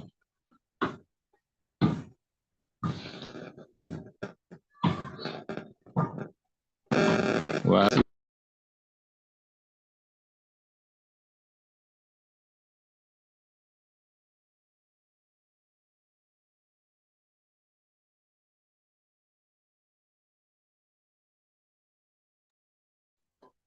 we are from room 1.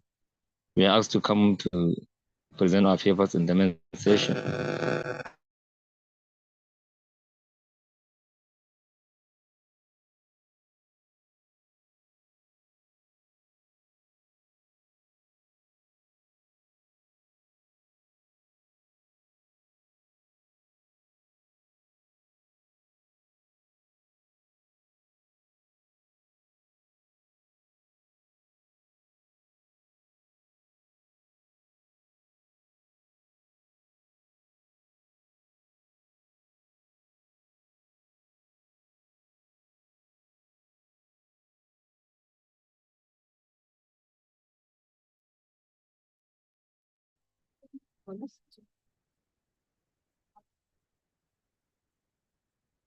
Simranjit Kaur.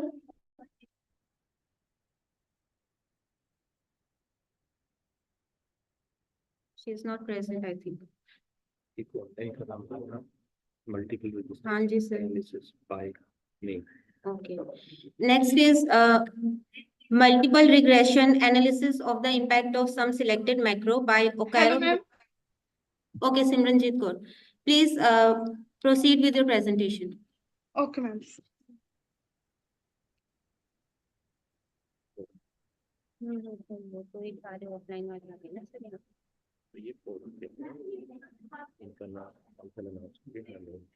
Is my screen visible to all? Yes, yes, Simran.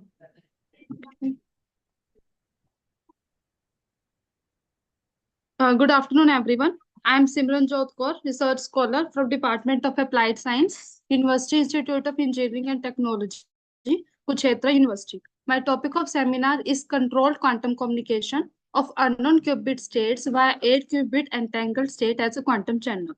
The content which I am going to discuss is quantum teleportation and qubit system, quantum gates. Then I will discuss my protocol for controlled quantum communication of qubit states. And then the proposed protocol is analyzed in noisy environment, including bit flip noisy environment and phase flip noisy environment. Then I will compare my protocol with other protocols on the basis of efficiency. The basic idea of teleportation is to transfer the quantum state of one photon to another without direct exchange of qubit. This figure illustrates the basic idea of teleportation. The idea is to transfer the quantum information from one photon to another without direct exchange of qubit. Photon 1 is the input photon whose polarization state is to be teleported. Photon 2 and 3 forms a correlated photon pair which is emitted from an EPR source. Alice receives photon 1 and 2 and perform Bell state measurement on it. Bob receives photon 3 and perform unitary operator on it according to the measurement result of Alice, which is communicated by classical channel. Bob's emerges in the same quantum state psi as in the initial stage. And this slide represents qubits as the classical computers store information as binary bit that take the value of logical either 0 or 1. In analogy with classical computer, quantum computers store information as quantum bits or say qubits. These are quantum mechanical state of individual qubits such as photons, atoms, electrons, etc. The key difference between classical bits and quantum bits is that qubits not only represent pure 0 and 1 state, but they take on superposition state in which the system is in both the 0 and 1 state at the same time. And this slide represents the n-qubit system. Collection of n-qubit is called quantum register of size n. Consider a 2-qubit register state. The wave function for an arbitrary state is specified by C00, C01, C10, and C11 state. C00, C01, C10 are the amplitude coefficient in which quantum information is stored and they are normalized to 1. In analogy, the 3-qubit register state have a wave function of type. It consists of 8 superposition states. All these 8 states consist of information. This can be generalized to n number of qubits, and n-qubit register state is specified by 2 and wave function amplitude. This slide represents the quantum gates. 3 of the most important single qubit gate is Hadamard gate, NOT gate, and Z gate. Hadamard gate changes basis state into superposition state. NOT gate switches the amplitude coefficient. Z gate switches the sign of 1 state, remaining 0 state unchanged. One of the most important 2-qubit gate is controlled NOT gate. It has 2 input qubit. One is control and one is target. The target qubit flip its sign by taking control qubit as 1. My proposed protocol of this seminar is controlled quantum communication of unknown qubit states via 8-qubit entangled state as a quantum channel. In this paper, I present an efficient protocol for the transmission of quantum information among users. This protocol involves 3 parties: one Alice, Bob, and Charlie, Candy, Simranjot, and Candy. Please conclude your presentation. Just move towards the conclusion. Please, conclusion, okay. Actually, we are sorry, we are running out of time. Please, you are requested to conclude your presentation. Okay. In my protocol, I have proposed a protocol in which user can simultaneously transmit an asymmetric unknown 3-qubit and 1-qubit state. And then the proposed protocol is evaluated in 2 noisy environments and found that the fidelity depends on 2 factors. One is the amplitude parameter of initial state and other is the noise intensity. Then the proposed protocol is compared with other protocols on the basis of their efficiency and found the protocol is very efficient. And then I have added the supervisor in my proposed protocol, which makes the protocol safer. Thank you.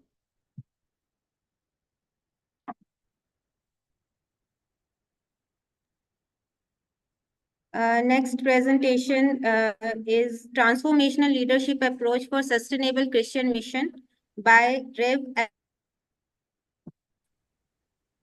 All right, thank you so much.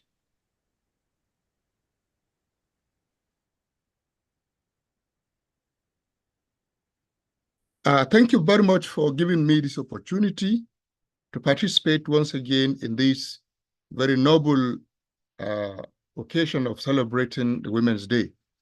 The title of this paper, as you can see, is Transformative Perspectives, Rethinking the Evaluation of Foreign Graduates' Qualifications in Nigeria, whether it is a placebo or a panacea. This is a mere conceptual paper that tries to evaluate the procedure of the current evaluation process in Nigeria of foreign graduates. And the introduction section of this paper tries to look at how evaluation of foreign graduates' qualifications in Nigeria is sparking the debates among people. In the recent time, there has been some fake universities around the region, Africa and some other part of regions that people go. Within a very short period of time, they return back with fake certificates, and we have problem in integrating such people in the society.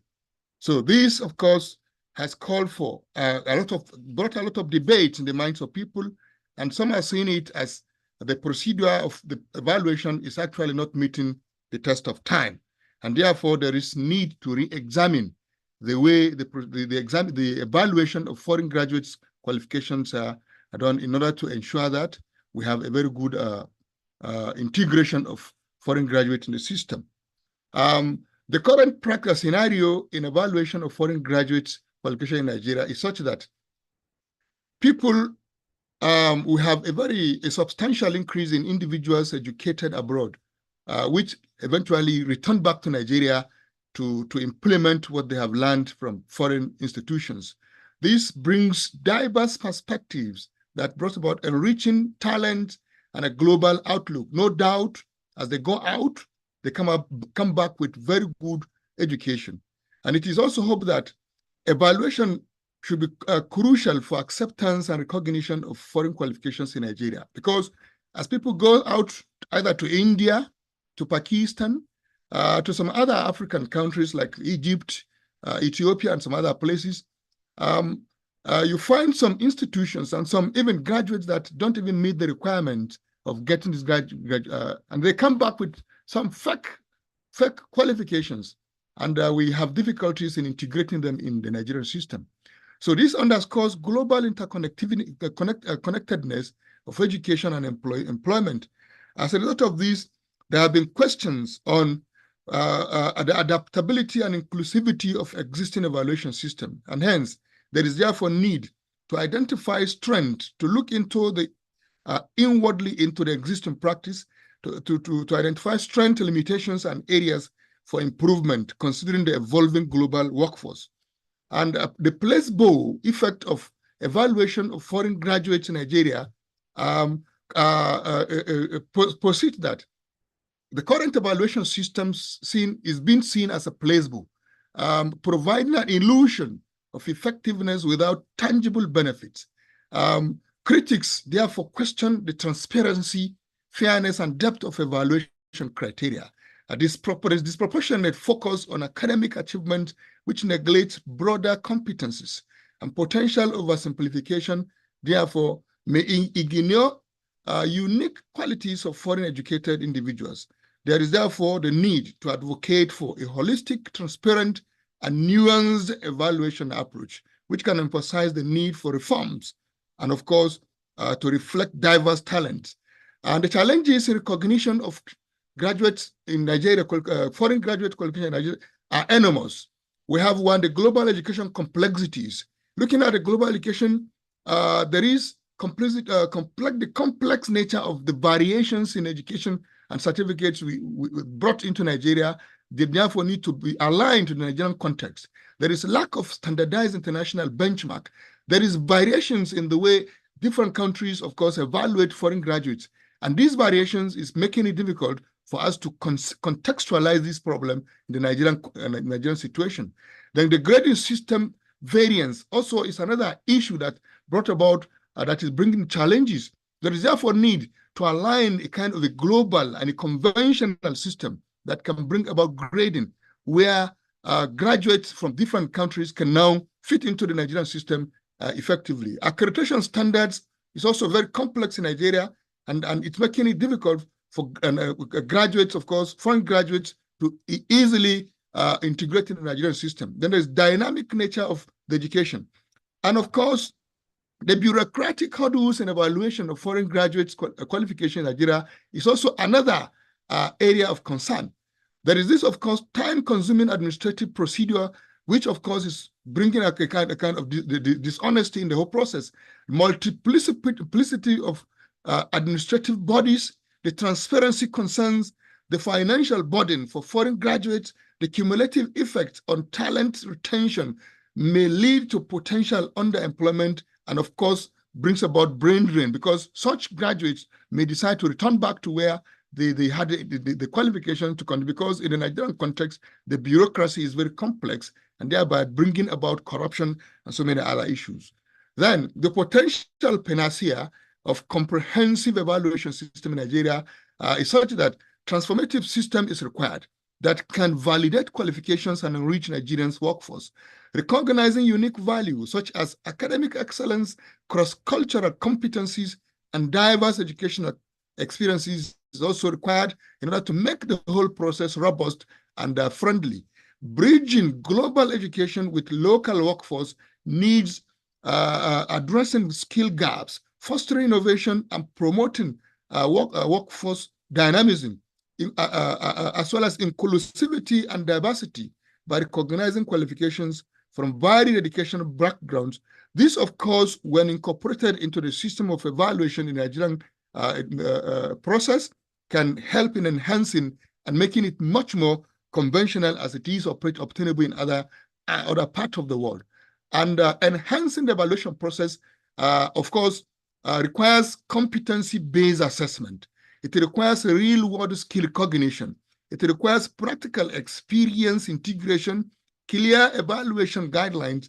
It also requires industry partnership integration, where people will be assessed or evaluated based on competencies in line with what is obtainable in our industries and our localities. Because people just go out to read courses that are not very, very relevant to the Nigerian context. So we need to domesticate such knowledge by allowing the industries to evaluate, to be part of the evaluation process. In conclusion, the paper highlights the transformative potential of evaluating foreign graduate qualifications in Nigeria. It emphasizes a shift to a competency-based holistic approach, calling for strategic reforms to adapt to evolving global education dynamics. And of course, finally, the vision entails recognizing practical competencies, aligning with global standards, and reimagining the evaluation process as a dynamic tool for workforce development, innovation, inclusivity, and of course, excellence. I want to thank you for giving me this opportunity to be part of this.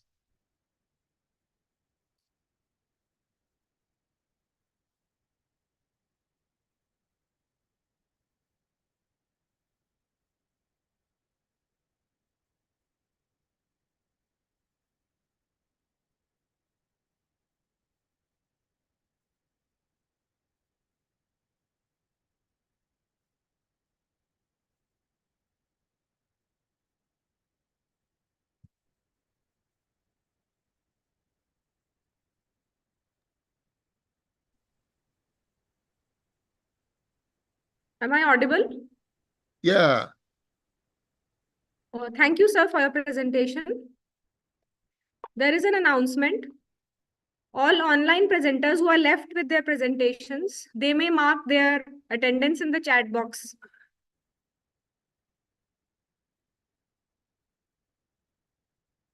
Online presenters who are left with their presentation, they may mark their attendance in the chat box. So they will get their certificates of paper presentation. Now I invite Dr. Rajesh Chauhan for his comments and suggestions. Please, sir.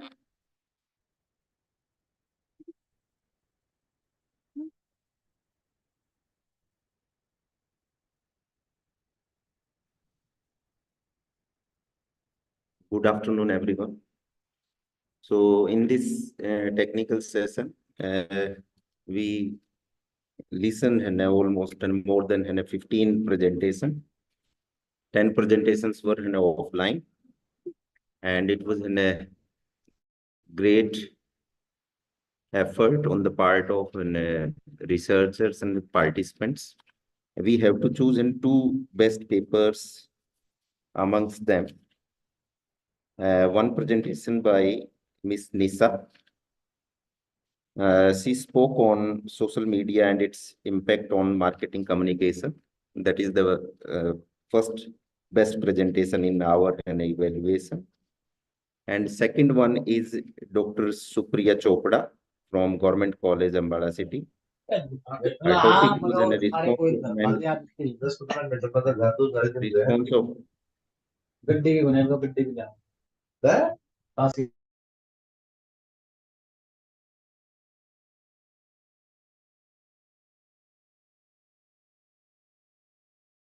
dependent derivatives in non-local. Sir फिर से announce कर दो वो आगे जिसका आपने announce किया ना ये फर्स्ट में अगेन से अच्छा लगा Hello, Madam Nisa, congratulations. Your presentation is the best in all the offline presentation. And second presentation by Dr. Supriya Chopra from Government College in Ambala City, Government College for Women. She was offline. So I think we should conclude this technical session now, and all are somewhere requested to take their lunch. Already taken? Okay. So it was a nice experience, and due to some technical glitch and there was some problem, but all is well and is well. That's fine. Thank you.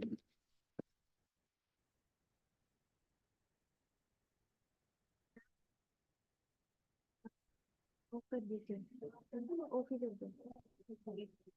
दो done करने वाले इसके लिए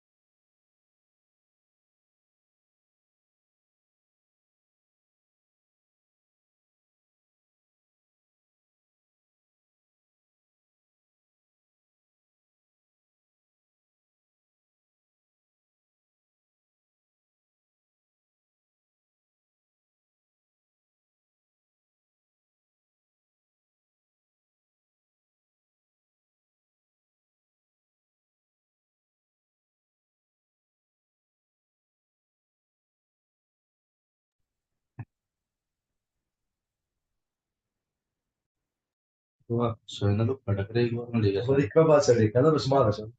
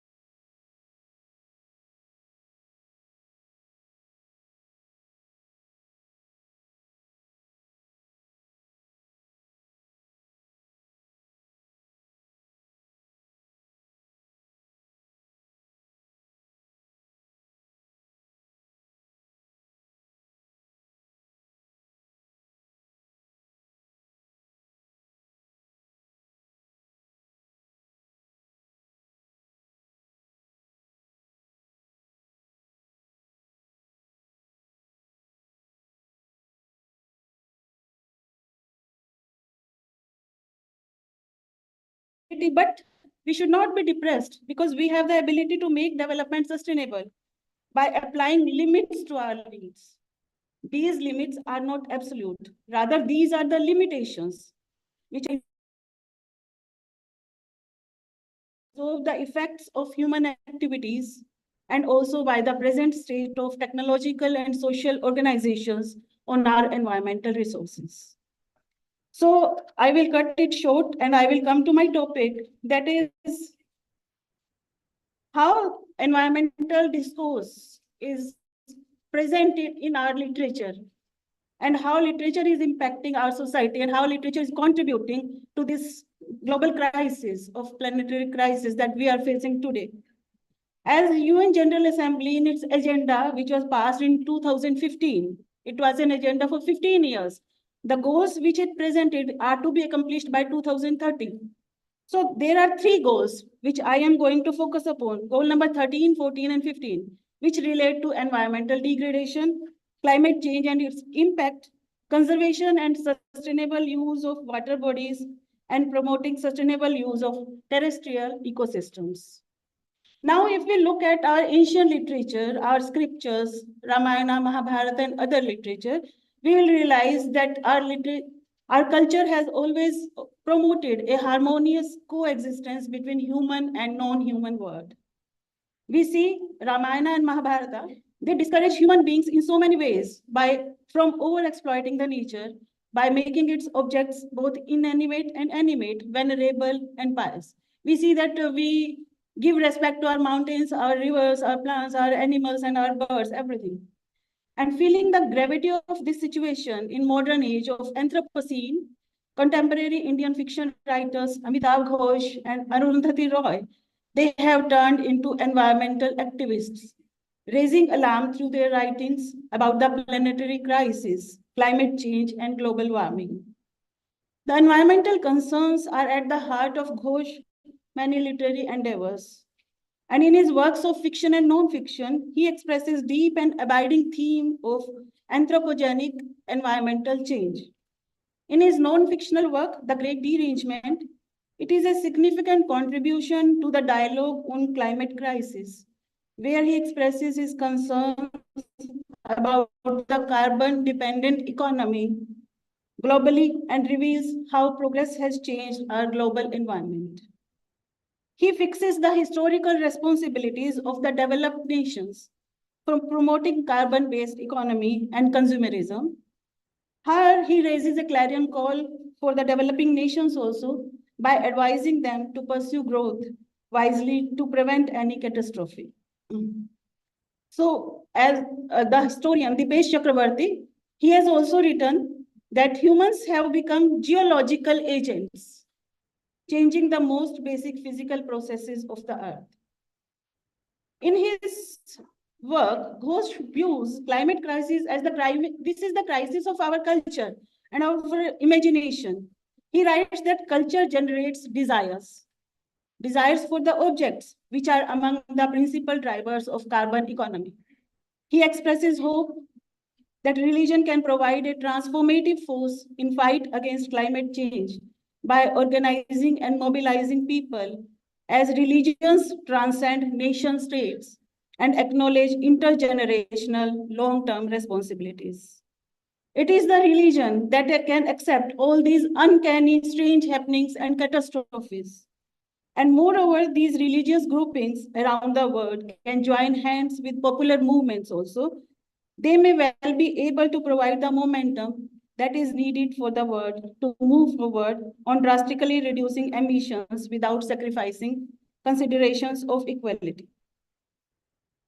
Now, the second book, I am just cutting it short, very, very short. Second book, which I am going to focus upon, is his latest book in 2021. He has written this epic poem, Jungle Nama. He talks about kinship among beings, all beings, and brings to light the ancient culture of coexistence and harmony between. He has recreated a mythical legend, which is called Born Baby, and it is prevalent in the Sundarbans area of West Bengal. Its tale is about the conflict between human need and greed and the forces of nature, and the importance of creating a balance between the two, which is still relevant to our times. Bone Bibi is a forest deity, and this is the guardian spirits of Sundarban. Sundarban, you know that it is an eco-sensitive zone, and the ecological concerns about it cannot be addressed in isolation, as the human and cultural issues are entwined with natural ecosystem.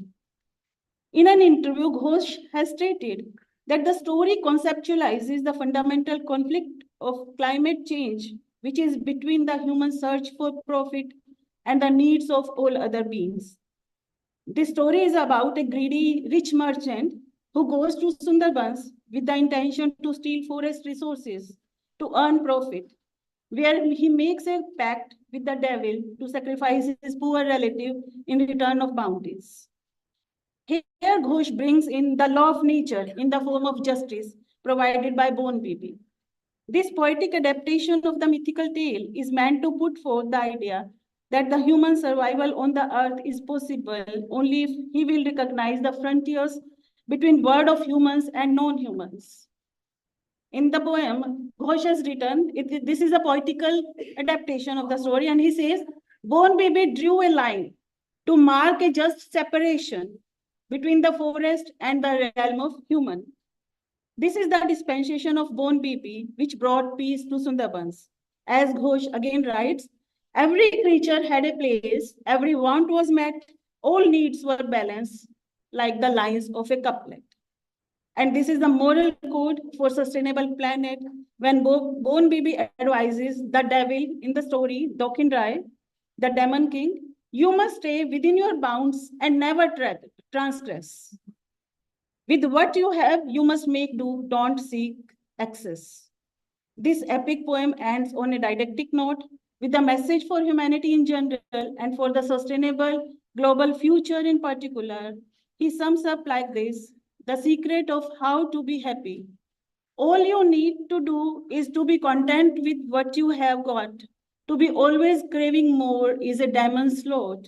A word of endless appetite is a world possessed.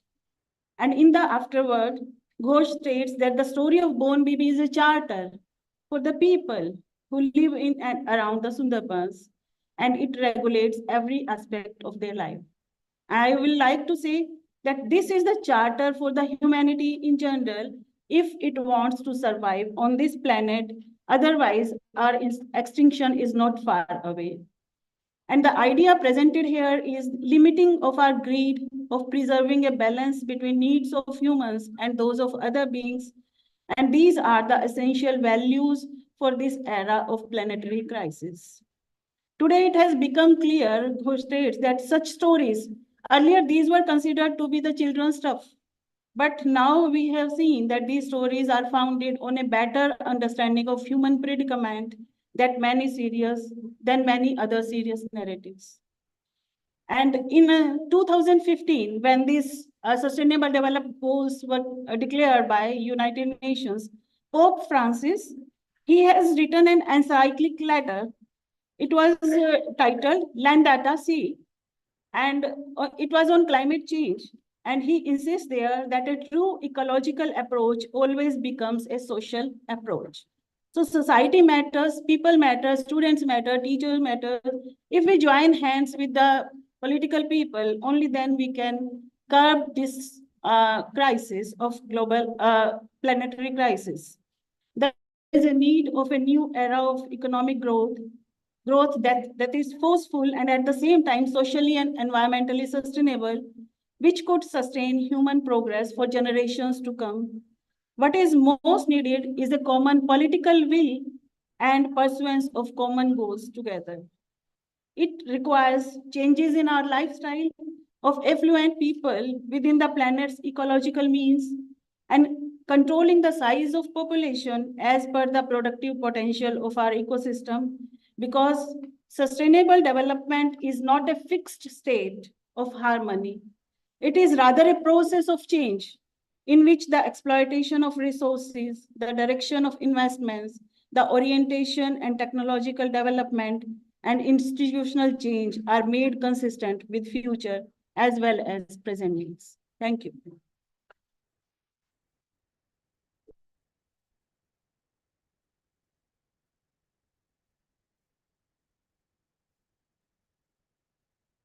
Thank you, Dr. Vinita Gupta, for your scholarly speech. Now I invite Dr. Rinku, Assistant Professor, Department of Defense Studies, Jyotiba Phule Government College, Rador, Haryana, for presentation of overall report of the conference. Thank you, ma'am. Good afternoon to all of you. Karwan-e जिंदगी हसरतों के सिवा कुछ भी नहीं, कारवाएं जिंदगी हसरतों के सिवा कुछ भी नहीं, ये किया नहीं वो हुआ नहीं, जो मिला नहीं वो रहा नहीं। इन्हीं शब्दों के साथ I'm Dr. Rinku Sharma, Assistant Professor, Government College, Rador. Welcome today's chief guest, Mr. Diljit Singh, keynote speaker, Geeta ma'am, principal ma'am, and all the professors and students present here. Today's one-day international multidisciplinary conference has been organized at M.D.S.D College, Ambala City, Haryana, in collaboration with International Councils of Education Research Training. On today, conference has been organized on the day of UN International Day of Women and Girl in Science. Dr. Kiran Angra, Principal M.D.S.D College and Chief Organizing Chair, welcome Dr. Sandeep Kumar, Secretary ICERT, Dr. Arunachal Madam, Dr. Rajendra Uppal, Dr. Simran Mehta, Director ICERT. All guests and dignitaries arrive in the conference with the present of shawl and the memento, following by lighting of lamp ceremony and singing of Saraswati Vandana. In her welcome address, Dr. Angra said that this conference will enable professionals, academicians, and educationists in policy making and implementation for making sustainable future for the coming generation. On this occasion, Dr. Arunachal, Director and Head, Research and Publication Division, ICERT, Head of Department of Education, Baba Mastnath University, Rohtak, Dr.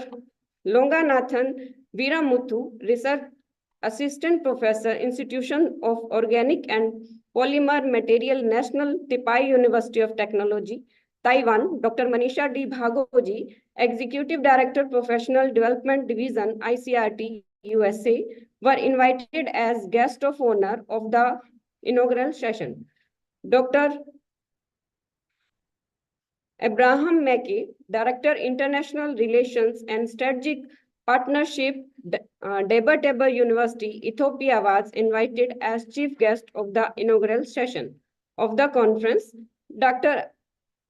Abraham Mackey said that technology can help make cities more sustainable by improving energy efficiency, reducing emphasis, and enhancing mobility. Dr. Sandeep, Secretary ICERT, Dr. Kiran Angra, and Dr. Arunachal Madam, Conference Convener, and Dr. Anuradha released the souvenir of the conference. Dr. Vinita Gupta, Associate Professor, Department of English, Government College, Sector 1, Panchkula, has the guest of honor of valedictory section. Diljit Singh, Vice President, UNICE Info Solutions Private Limited, and Professor Rajendra Kumar Uppal, MTC of Finance, New Delhi, and Principal BFCMT, Bhatinda, Punjab, was invited as chief guest of the valedictory section of the conference. On the occasion, book of Professor R.K. Uppal on Banking, A New Gateway for Indian Banking Industry, was also released. Dr. Rajendra Uppal said that the book would certainly provide helpful for all the concerned teachers and scholars. That's it from my side. Thank you so much. Thank you, Rinku ma'am, for the presentation of the report. Now among us is sitting our honorable chief guest, Engineer Diljit Singh, who is Vice President of Unisys Private Limited, Karnal. He is a visionary and a stalwart with exceptional theoretical and applied contributions in his field.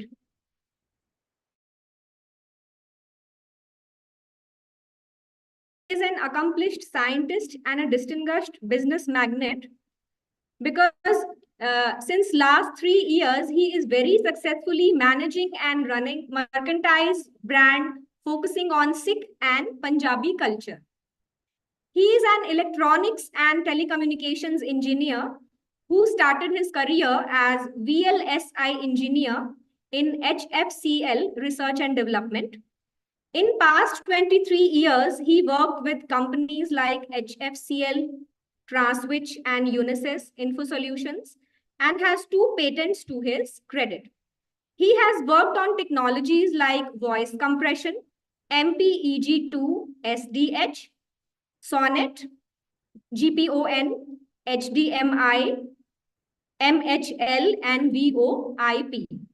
In 2012, he built his own VOD platform by the name of IIS Candy, which became de facto entertainment portal of many homegrown mobile brands like Lava, Carbon, GV, and many more.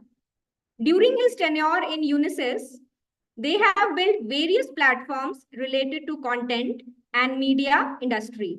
So kindly welcome our honorable chief guest with a big round of applause. I invite you, sir, kindly guide our participants with your experience and knowledge.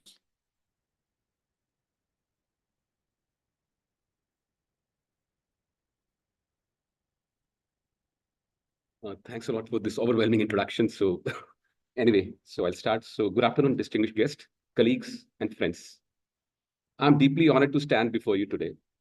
First and foremost, I would like to thank Dr. Kiran Angraji and entire management of M.D.S.D Institute for giving me this opportunity to share my views with such an august and learned gathering. Today, we are here to discuss the remarkable strides that science and engineering have made towards sustainability in recent years, and its impact on our day-to-day lives. I would also like to share how humble businesses like ours are embracing these technologies. I would like to start with a quote by Carl Sagan, a famous American astronomer. Humanity's greatest strength lies not only in our intelligence or physical prowess, but in our collective resilience and capacity to adapt in face of existential threats. Our planet has faced and continues to face a unprecedented challenge, from climate change to resource depletion, as ma'am has also pointed out, Dr. Vinita has pointed out. And it's imperative that we harness the power of innovation to address these issues. Fortunately, advancements in science and engineering are paving the way for a more sustainable future. One notable development is the rise of renewable energy technologies. Solar and wind power, once considered niche alternatives, have now become mainstream sources of electricity. Thanks to the advancements in photovoltaic technology.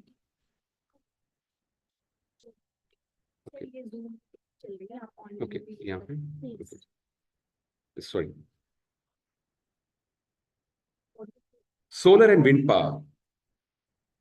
Shall I put here like this? Sir का face दिख रहा है वो लगा ये वाला लगा दूं मैम एक बार ना यहाँ से सबको पता लग जाएगा कि कितनी इजी है. Okay. Solar and wind power, once considered niche alternatives, have now become mainstream source of electricity. Thanks to the advancements in photovoltaic technology and turbine design, the cost of renewable energy reduced significantly, making it competitive, if not cheaper, than electricity produced using the fossil fuels. Countries around the world, including India, are investing in large-scale renewable energy projects, reducing carbon emissions and mitigating climate change. At Unisys, the company I represent today, we can proudly say that our main office in Karnal is powered by solar energy, and we are in talks to add 2 more plants to power our upcoming premises. Our medium-term objective is to have 6 megawatt of captive power generation from solar energy alone. In addition to renewable energies, Scientists and engineers are revolutionizing the transportation through electric vehicles. Battery technology has improved dramatically, leading to longer driving range and faster charging times for EVs. Automakers are racing to develop electric cars with mass market appeal, promising to reduce pollution and dependence on oil, which is even more important for a country like India, which has to import oil. In India, various state governments are offering subsidies and our tax department offering higher rate of depreciation to encourage the adoption of EVs. My own EV, even I own an EV, even my own EV gives me a range of 500 kilometers in a single charge. And we at Unisys are also looking to replace our existing fleet, which we need for our internal travel with EVs. Another area of innovation is sustainable agriculture. With global population projected to reach nearly 10 billion by 2050, the demand for food is escalating. To meet this demand, without depleting natural resources, researchers are developing technologies such as precision agriculture, like drip irrigation we talk about these days, vertical farming, hydroponics. These methods allow to maximize crop yields while minimizing water usage, chemical inputs, and land footprint. Now, please understand, these technologies are not only relevant from environmental point of view. This is very important for an Indian farmer. We know that Indian farmers' average land parcel is very low in India. And if we introduce technologies which lead to increase in yield with lower usage of water, pesticides, and fertilizer, will lead to increase in profitability for our farms. Our state governments are also collaborating with scientists from Israel to learn from their experiences in these technologies. My own father, who runs a KVIC unit by the name of Modern Agro, worked very closely with them for bee farming. Last but certainly not the least, and my favorite, the digital revolution is facilitating sustainability efforts across various sectors. The Internet of Things, the big data analytics, the artificial intelligence enables smart resource management systems that optimize energy, water, and waste in buildings, cities, and industries. Smart grids dynamically balance electricity supply and demand, reducing energy waste and enhancing grid resilience. There is one more aspect of technology which is not discussed in details. Technology is a great leveler. Imagine a small company with its office in Karnal, with absolutely no family background in media and entertainment, with no office in cities like Mumbai, holding 5% of Indian music share, distributing worldwide from 250 music labels spread across India, including biggest production house of Bollywood, which is called Yash Raj, commanding 30% of market share in Punjabi cinema, running multiple TV channels, owning and operating a video on demand service, which was developed totally in-house, with all its premise powered by solar power. This all would not have been possible without the help of digital revolution.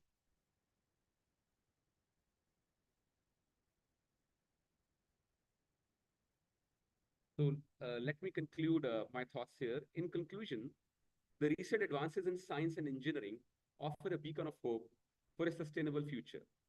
By harnessing renewable energy, electrifying transportation, revolutionizing agriculture, transitioning to circular economy, and leveraging digital technologies, we can address the pressing challenges of our time.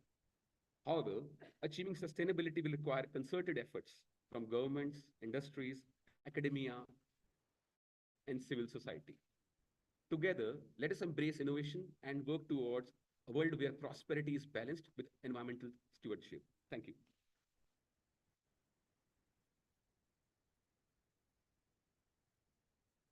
Thank you, sir. Sir reflected upon how science and technology could be utilized for easing the existential problems of human beings in a smart and sustainable manner without depletion of natural resources. Now I invite Ms. Achal from Department of Mathematics to briefly introduce another chief guest, Dr. R.K. Uppal.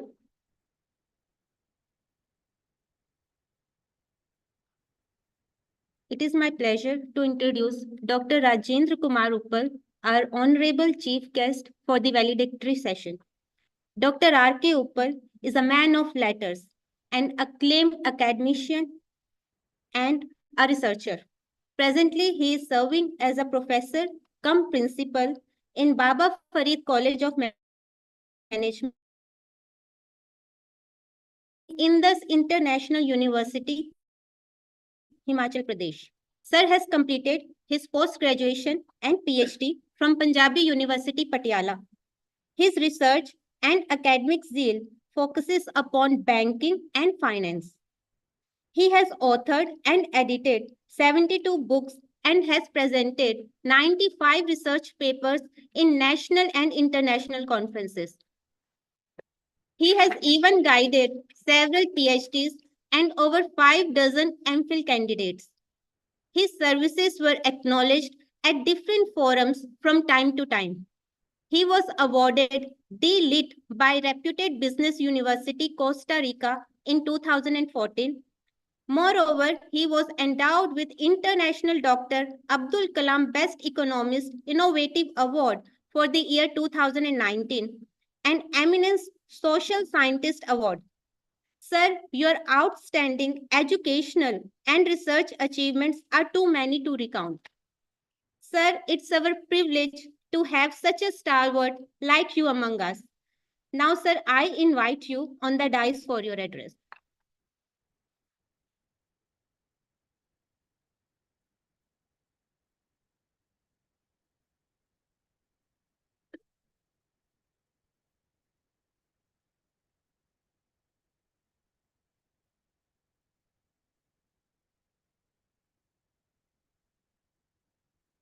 Good afternoon to all.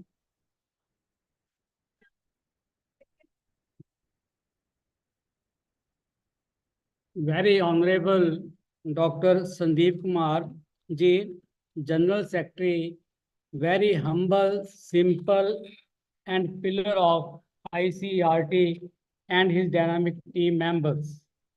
Guest of honor and conference chief patron, Professor Dr. Arunachal, Executive Director, Research and Publication Division, ICERT, Dean and Head Department of Education, Baba Mastnath University, Rohtak. Dr. Simran Mehta, Executive Director, ICERT, and member core committee of ICERT, and Dr. Kiran Angra, principal of this institution, and other faculty. Anuradha and engineer Dr. Daljit Singh Ji, and other dignitaries present in this conference. First of all, my heartiest congratulations to the team of ICERT and principal of this institution for selecting a very wonderful and very relevant topic.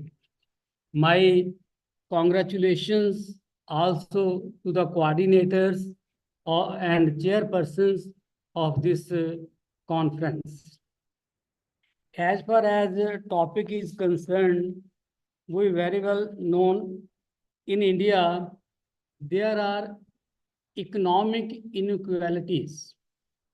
In India, 10% people have 60% capital of India, and 90% people have only 40% capital.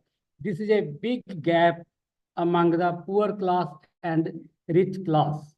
Similarly, male member dominates in STEM, science, technology, engineer, and mathematics. Also, in jobs, only 30% women are in STEM workforce. Male members are much more than the females. This is a inequality, or say it is a gender gap. In UN, this is a biggest goal, how to reduce this gender gap, especially in science and technology, or say word STEM. Very interesting. When I was preparing this topic, what I will speak in this conference, at the same time, our Honorable Prime Minister, Shri Narendra Modi ji, announced five Bharat Ratna. One was given to Shri L.K. Advani ji. Second was given to M.S. Swaminathan, father of Green Revolution. Then P.N. Narasimha Rao, who was the Prime Minister of India when there was big crisis in 90. Then Chaudhry Charan Singh, who was the leader of farmers, and K. Thakur. And if you start the list of Bharat Ratna from 47 to till date, it was given to Rajiv Gandhi, it was given to Atal Bihari Vajpayee, Nelson Mandela. In these Bharat Ratna, you will very surprised, there are only two ladies who were given Bharat Ratna. One was Indira Gandhi, second was Mother Teresa. In my opinion, my search, perhaps there is no lady who is given this Bharat Ratna. Is it not an inequality? We are talking, we should create the equality in the gender to reduce the gender gap. When the Honorable Prime Minister of India selected on various parameters who will get the Bharat Ratna, even on 26th January of this year, when Padma Award is given, very few ladies are selected. This is an inequality. In my opinion, even you see in Punjab, opposition party is demanding one more Bharat Ratna should be given one person. I will take the name, no problem. The name is Master Tara Singh. But there is no intellectual, there is no opposition, no philosopher is demanding that we should also consider the name of one woman among the 5 or 6. You will be very surprised when Bharat Ratna is given, only 3 persons are selected in a year, not more than 3. But this is the first year in Indian history when 5 persons have been selected and there is no single female. What I want to say on this UN Day, must female should be given Bharat Ratna. I know very well. There are so many females are available in India. I will not take the name of those. Controversy may be there, but I will not take the name. So many ladies are available who are more capable than these 5 persons. Why their names are not considered? What I want to say, in my opinion, if we want to reduce this gap, then it is a necessary. This type of awards, either it is a Bharat Ratna or Padma Shri Award, more ladies should be considered. It is a one thing. Second is, as far as the STEM education is concerned, you see what is the difference. In India, 78 million people are total graduates. Among the 78, only 2.6 million are STEM graduate. Science graduates are only 2.6 who have completed science, technology, engineering, and mathematics. And you see the case of China, you see the case of Japan. In these two countries, especially Japan or China, 72% students have completed mathematics. And mathematics is a base of STEM education. But in our country, what is happening? Principal Madam is sitting here. Majority of the students, when choose the subject in our country, they choose the either history, physical education, music, home science, majority of the student. But in China and Japan, they select mathematics, core subject, and then other subject.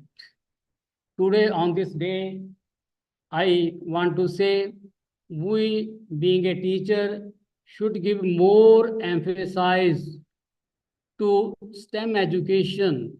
STEM education is more viable, more earning. Or one more thing, the STEM jobs are maximum in metropolitan cities, especially in Delhi and Mumbai. 31% STEM jobs are in Delhi and 21% are in Mumbai. Now see one more part. STEM graduates in 2024, the individual membership of National Academy of Science is low of women in case of USA, Australia, Brazil, Canada, India, Mexico, Malaysia. It is not more than 25% in 2024. Only less than 25% women are in National Science Academy, which is based on STEM education. Governing bodies of National Academy of Science, women representation varies between 23% to only 59%. USA has the highest representation. Percentage of women in research and development professions is the highest in Central Asia, that is 49.6%. But in case of India, this representation is only 16.6%, 16.6%, only 16.6%. This is the biggest gap. And that is why UN fixed this objective to create more awareness among the students. They should prefer or select not only art science subjects, they also select STEM subjects. Then global women STEM worker force is the lowest in cloud computing is only 14%, and in engineering it is 20%. Only 20% women are engineers. Percentage of women in engineering professions in the USA is 47%, where it is only 20% our country. Percentage of women STEM occupation at entry level is 29.4%, whereas in case of chief executive, it is only 12%.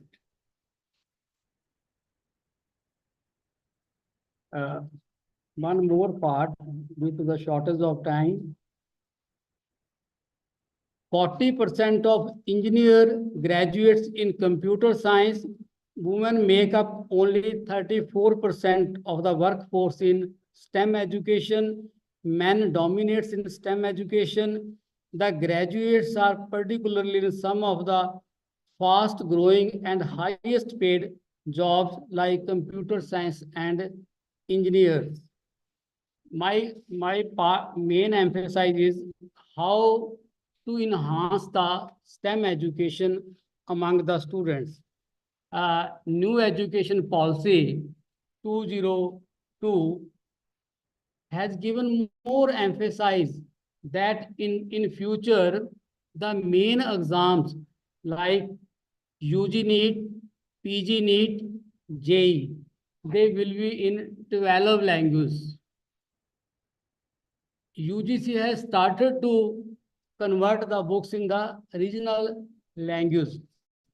The research says the basic cause of low STEM education is the problem of language. Now UGC has started to convert the books in the regional language. Second is UGC also allow the girl students, they can appear in private or in private as a student. In my opinion, it is a necessary to develop this STEM education, and being a teacher, being in education department, we should all develop this STEM education. Due to the shortage of time, I will not take more time. Once again, I am thankful all of you. Thank you so much.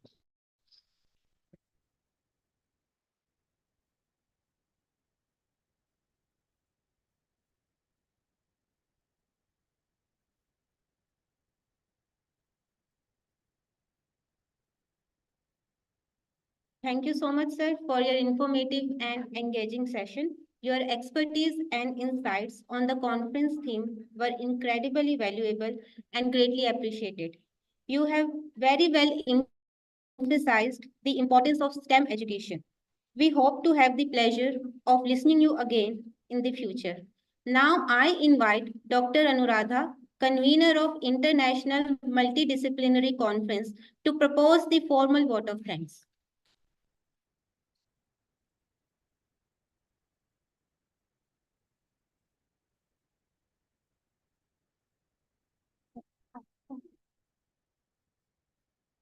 Thank you so much, Anchal, for inviting me here and to propose a vote of thanks. I deem it a great pleasure and honor to propose vote of thanks on behalf of M.D.S.D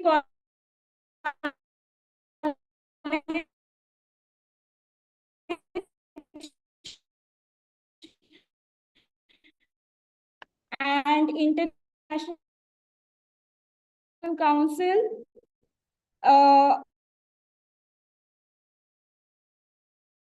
wonderful insights, along with lots of encouragement and blessing.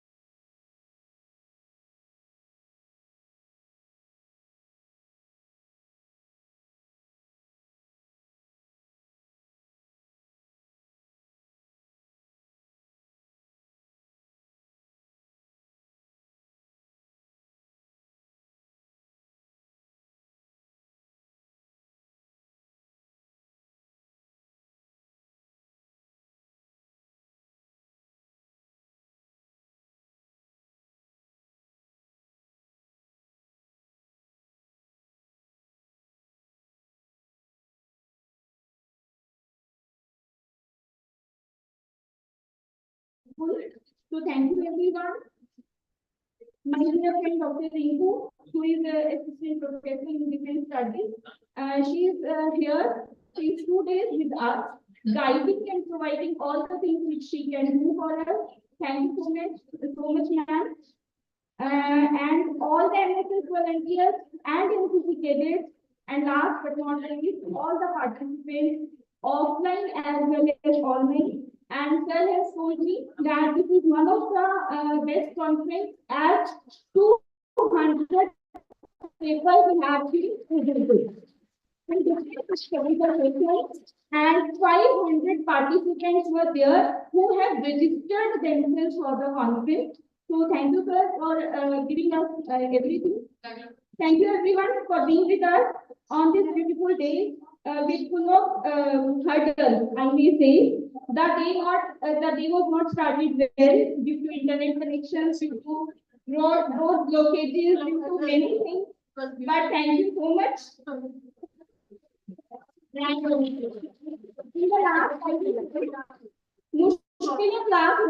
मुश्किलें लाख रोके रास्ते हौसले हार नहीं जाते मुश्किलें लाख रोके रास्ते हौसले हार नहीं जाते जिन्हें मंजिल की खबर होती है वो अपनी राहें खुद बना लेते हैं जिन्हें मंजिल की खबर होती है वो अपनी राहें खुद बना लेते हैं thank you so much thank you everyone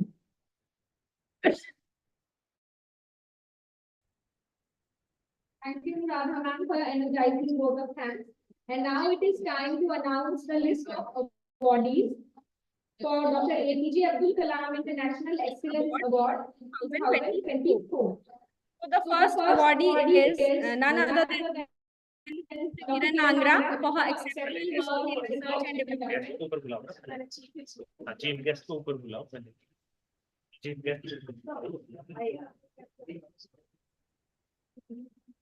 I invite our chief guest, engineer, to please come on the stage.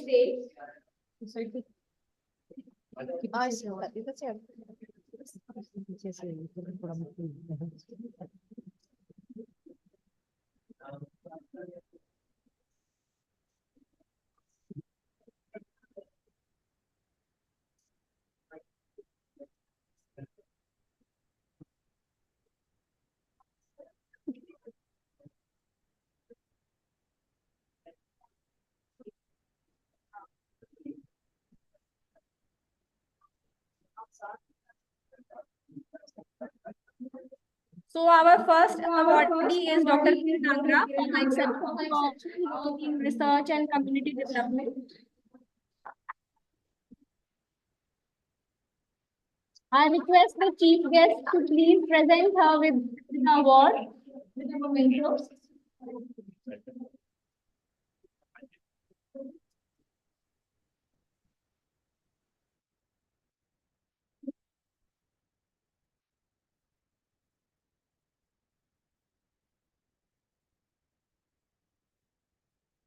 Lifetime achievement यानी या एकदम start हो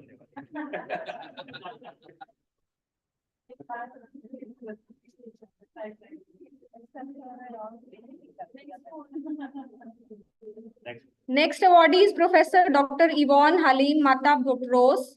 He is Executive Director ICERT, RSA Fellow UK, Lecturer International Education Society. He has joined us online. The third awardee is Dr. Sudeep AS, Principal Education, Nethaji College of Education. Next awardee is Mr. Ijabor Imo Jeffy Jarvis. Online वाले लोग हैं जो offline Mr. Ijabor Imo Jarvis, Vice Principal Academics Mathematics, Deacon Brown Education Center. Next awardee is Mr. Indrajit Sharma. He is a science teacher at Borgolai Assamese Middle English. Next awardee is Dr. Kanhaiya Mahor. He is Associate Professor, RPPG College. Mr. Ajmer Singh. He is present among us. He is lecturer mathematics, Patrachar Vidyalaya, GTB Nagar, New Delhi.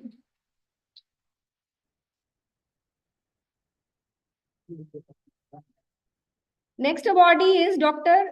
Venkatpati Charan Kumar. He is Principal Education, Madhu College of Education, Andhra Pradesh.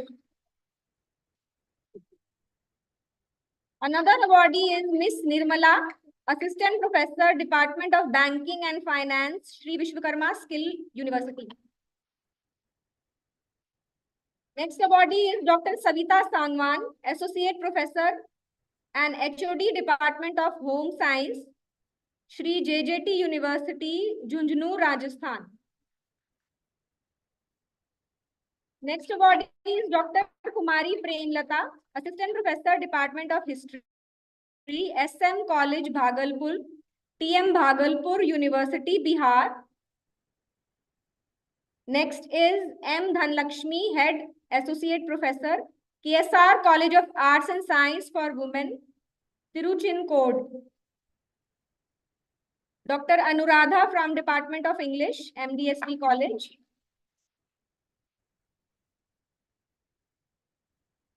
Dr. Shri Vidya Muthuvel, TGT, Mansukh-Bai Kothari National School. So give a big round of applause for all our awardees.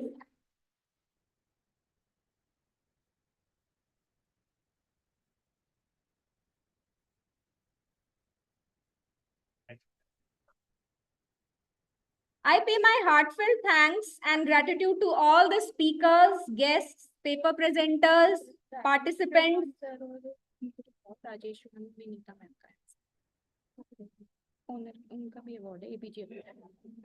I invite Dr. Rajesh Chauhan and Dr. Vinita Gupta on the stage.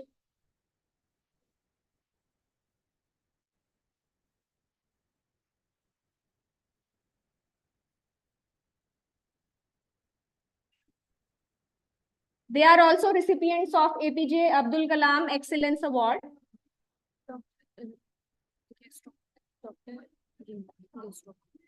I also invite Dr. Rinku, who is also the guest of honor of today's conference. Kindly come and receive the award.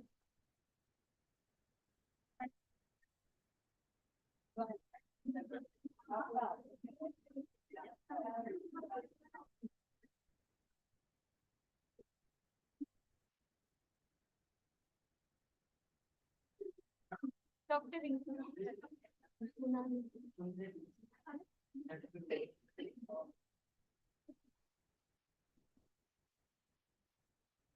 I pay my heartfelt thanks and gratitude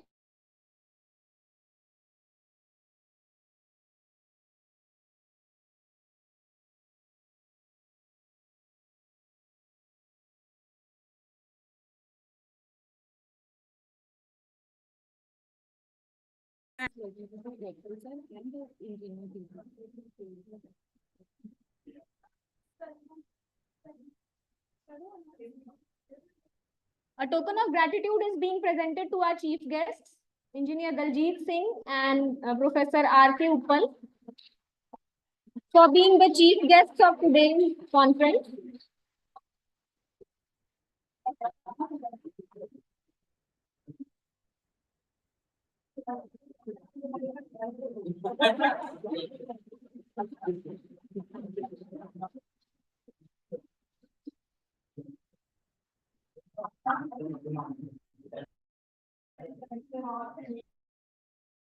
Ideas discussed in this conference will help the stakeholders in policy making and implementation towards sustainable development and a better future for all of us.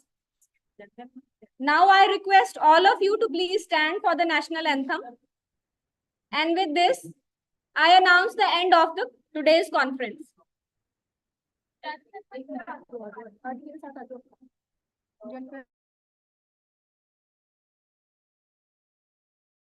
इसको भी ऊपर कर दो